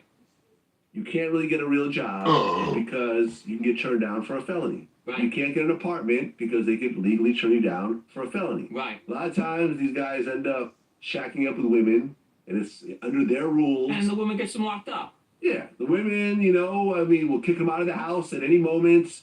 They go back and have to start doing crimes again, and then it becomes a revolving door. Right. So, you know, like people like you, Terrence Gangster Williams, who's Birdman's brother, the fact that I did their first interviews and they turned around and started their own YouTube channels that are now supporting themselves off these channels legally, I think is like the best situation ever. Right. You know, like I said, I got a lot of things going on. My book, bestseller, sold over 15,000 copies. Congrats. It's in production right now. They're trying to make a TV show out of it. You know, and that's like insane. You know what I mean? That's like bugs me out that that's even like going on and how real it is. So, like I said, that's going down very shortly. You can check it out. September was probably filming the pilot, bro. And you know, that's like amazing thing. You know, I'm part of a Moody Pony. I'm gonna be in a real movie. I'm gonna be in a real fucking movie. And so, you know, a lot of things turned around for me. Are you on still probation? No, I'm off. I did that last 8 you're months. They completely- terminated me. so you're Judge Block completely off terminated me. Yeah, probation. thank you, Judge Block, man. He's like, no, leave this kid alone already, man. I mean, at this point in your life, Yeah. you lived up to a certain point where you don't tolerate disrespect. You know, you function a certain type of way. Like, for Right. example, like, I interviewed this guy, Blue Boy. You know who that is? Yeah. So Blue Boy is like a legend in the New York system. Yeah. Right? It's about- He was yeah. a Crip. Blue Boy killed Larry Davis. Yeah, I think he paralyzed him. No, he killed Larry Davis he killed him, and all right, killed yeah. 2 other people Yeah, all right, yeah. as well. Yeah. And I remember asking him, I said, how do you deal with being outside when you're used to a system where if someone steps on your shoe, it has to be violent right away, or else, you know, might compromise your position. He goes, well, you know, people like bump into me or they cut in front of me in line and I have to catch myself sometimes. But for example, he ended up getting a job, you know, because of my interview and the popularity, he got a job working as security at a dispensary for Glenn Davis, the basketball player who's actually going to jail for fraud right now. And he got into it with a guy. I can't believe Glenn Davis is going to jail. I know, I seen that. I know, crazy, right? What the fuck is going on? Free big baby. And he ended up shooting the guy, and now he's back in prison again. I mean, I'm not gonna lie to you. There's a few times I was fucked up. You know what I mean, like none of it happened, but you know, I was used to people not saying anything to me, or you know, I was always on go time. But I'll still punch you in the face. I'll take an assault. I don't care about that. I won't shoot you or stab you no more. Okay. But I'll assault you in 3.2 seconds flat, and then we can take it from there. I'm already known for the city of Tampa. Not freestyling. You're not gonna abuse me. Okay. That's just the way I am. I'm not trying to be a tough guy. It's just the way I am. I'm cool, but just you're not gonna abuse me. So in a fist fight, would you get sent back to prison No. considering all the... No, it's a misdemeanor. It depends It's a if you misdemeanor. break something or something. Unless it's aggravated. Yeah, you slap someone in the face, you get into a little altercation. The cops might even lock you up. There's a little roll around the floor. I got caught rolling on the floor. They're like, get the fuck out of here. Literally. You know what I'm saying? Shit happens. It's, you know, it's not like you're beating them with a bat or stabbing them. I'm done. I ever get anything with a gun or a bat or a weapon, they'll give me 100 years. Yeah. So how do you stay from escalating things? I don't, it's hard, you know, I'm a hothead, you know, that's just what I'm known for. I try, you know what I mean? I'm starting to lose my balls because, you know, I did what I did. It's hard. I try. That's all I can tell you is I try my best. Right. You know what I mean? I can't promise anything, but I try. So you've gotten into fist fights, but they've stopped at the fist Yeah, fight it's just a level. fist fight. I'll never go past that. I know, I would never go that route unless someone's trying to kill me. You know what I'm saying? I have to defend myself. But other than that, a fight's a fight. Anyone can do that. You could be a cop and get into a fist fight. It's regular shit. You know what I mean? As long as you're not doing something really horrific to them. You know what I mean? Well, gee, man, appreciate you coming in. Happy for your success and wish you all the best for all the projects that are coming up, man. Thank you for that. That's what it is. Yeah. Peace.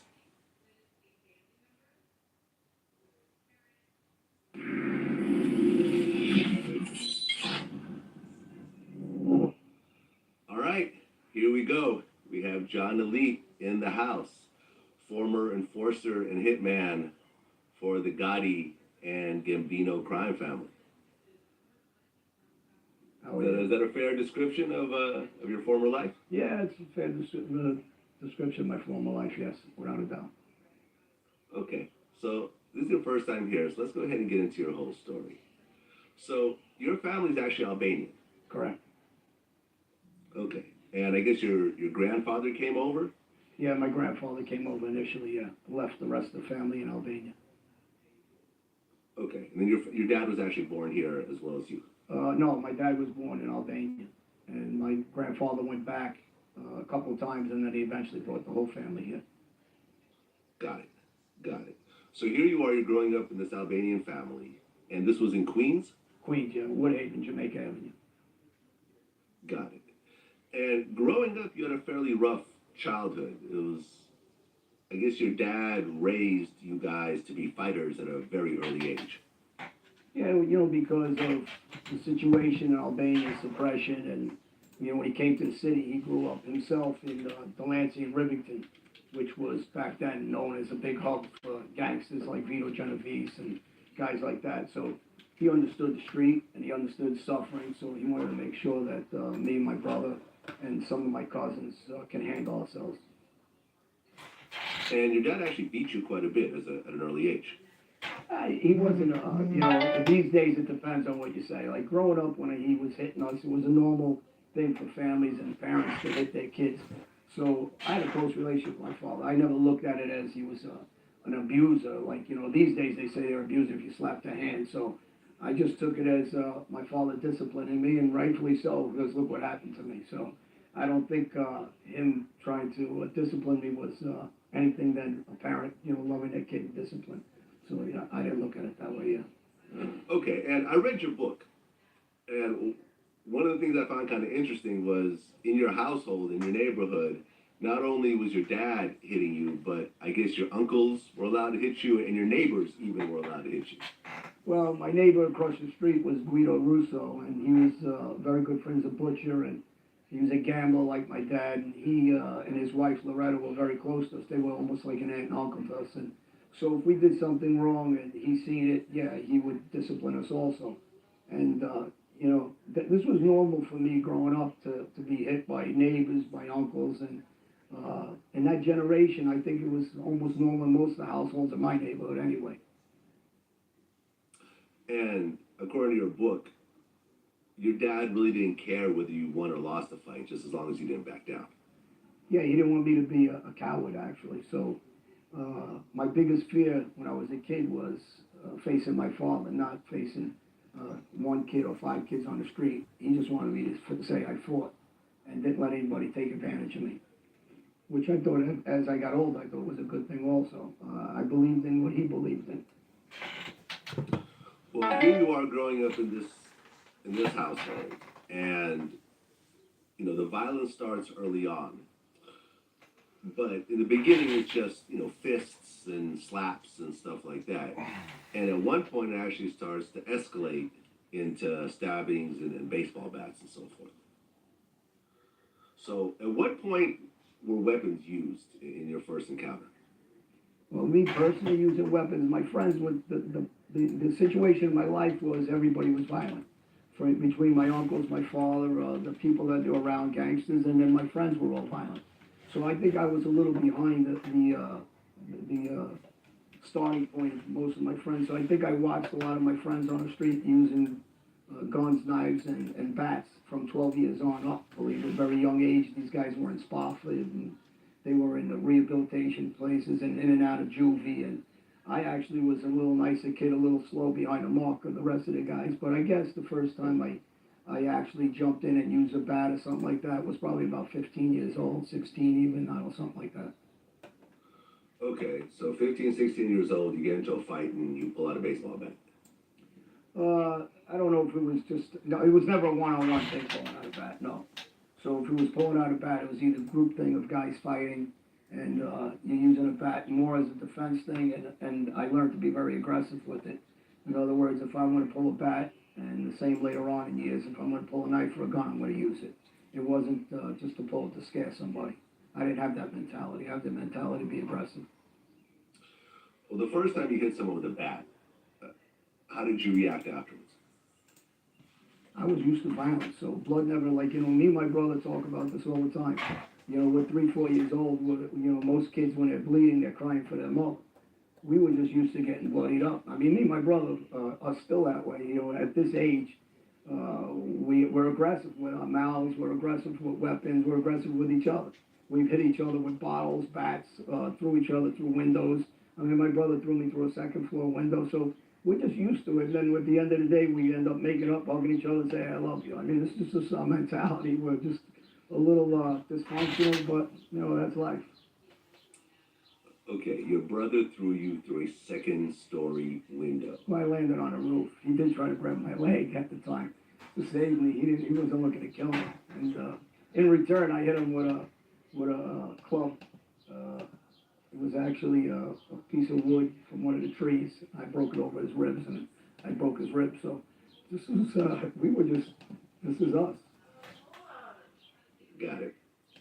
Okay, so then around 17, you started getting into stabbing. Yeah. About, I guess around 16, somebody tried to shoot me, a guy named Patty Antique, and you know, I was around the Ruggiano family, who was, Fat Andy Ruggiano was actually straightened out from, in the early 50s by, Albert Anastasia. So, when this guy tried to shoot me as a kid, I went to Albert, these guys, the son of, Fat Andy Ruggiano and Albert, and they helped me out with the guy, and so, you know, the violence started very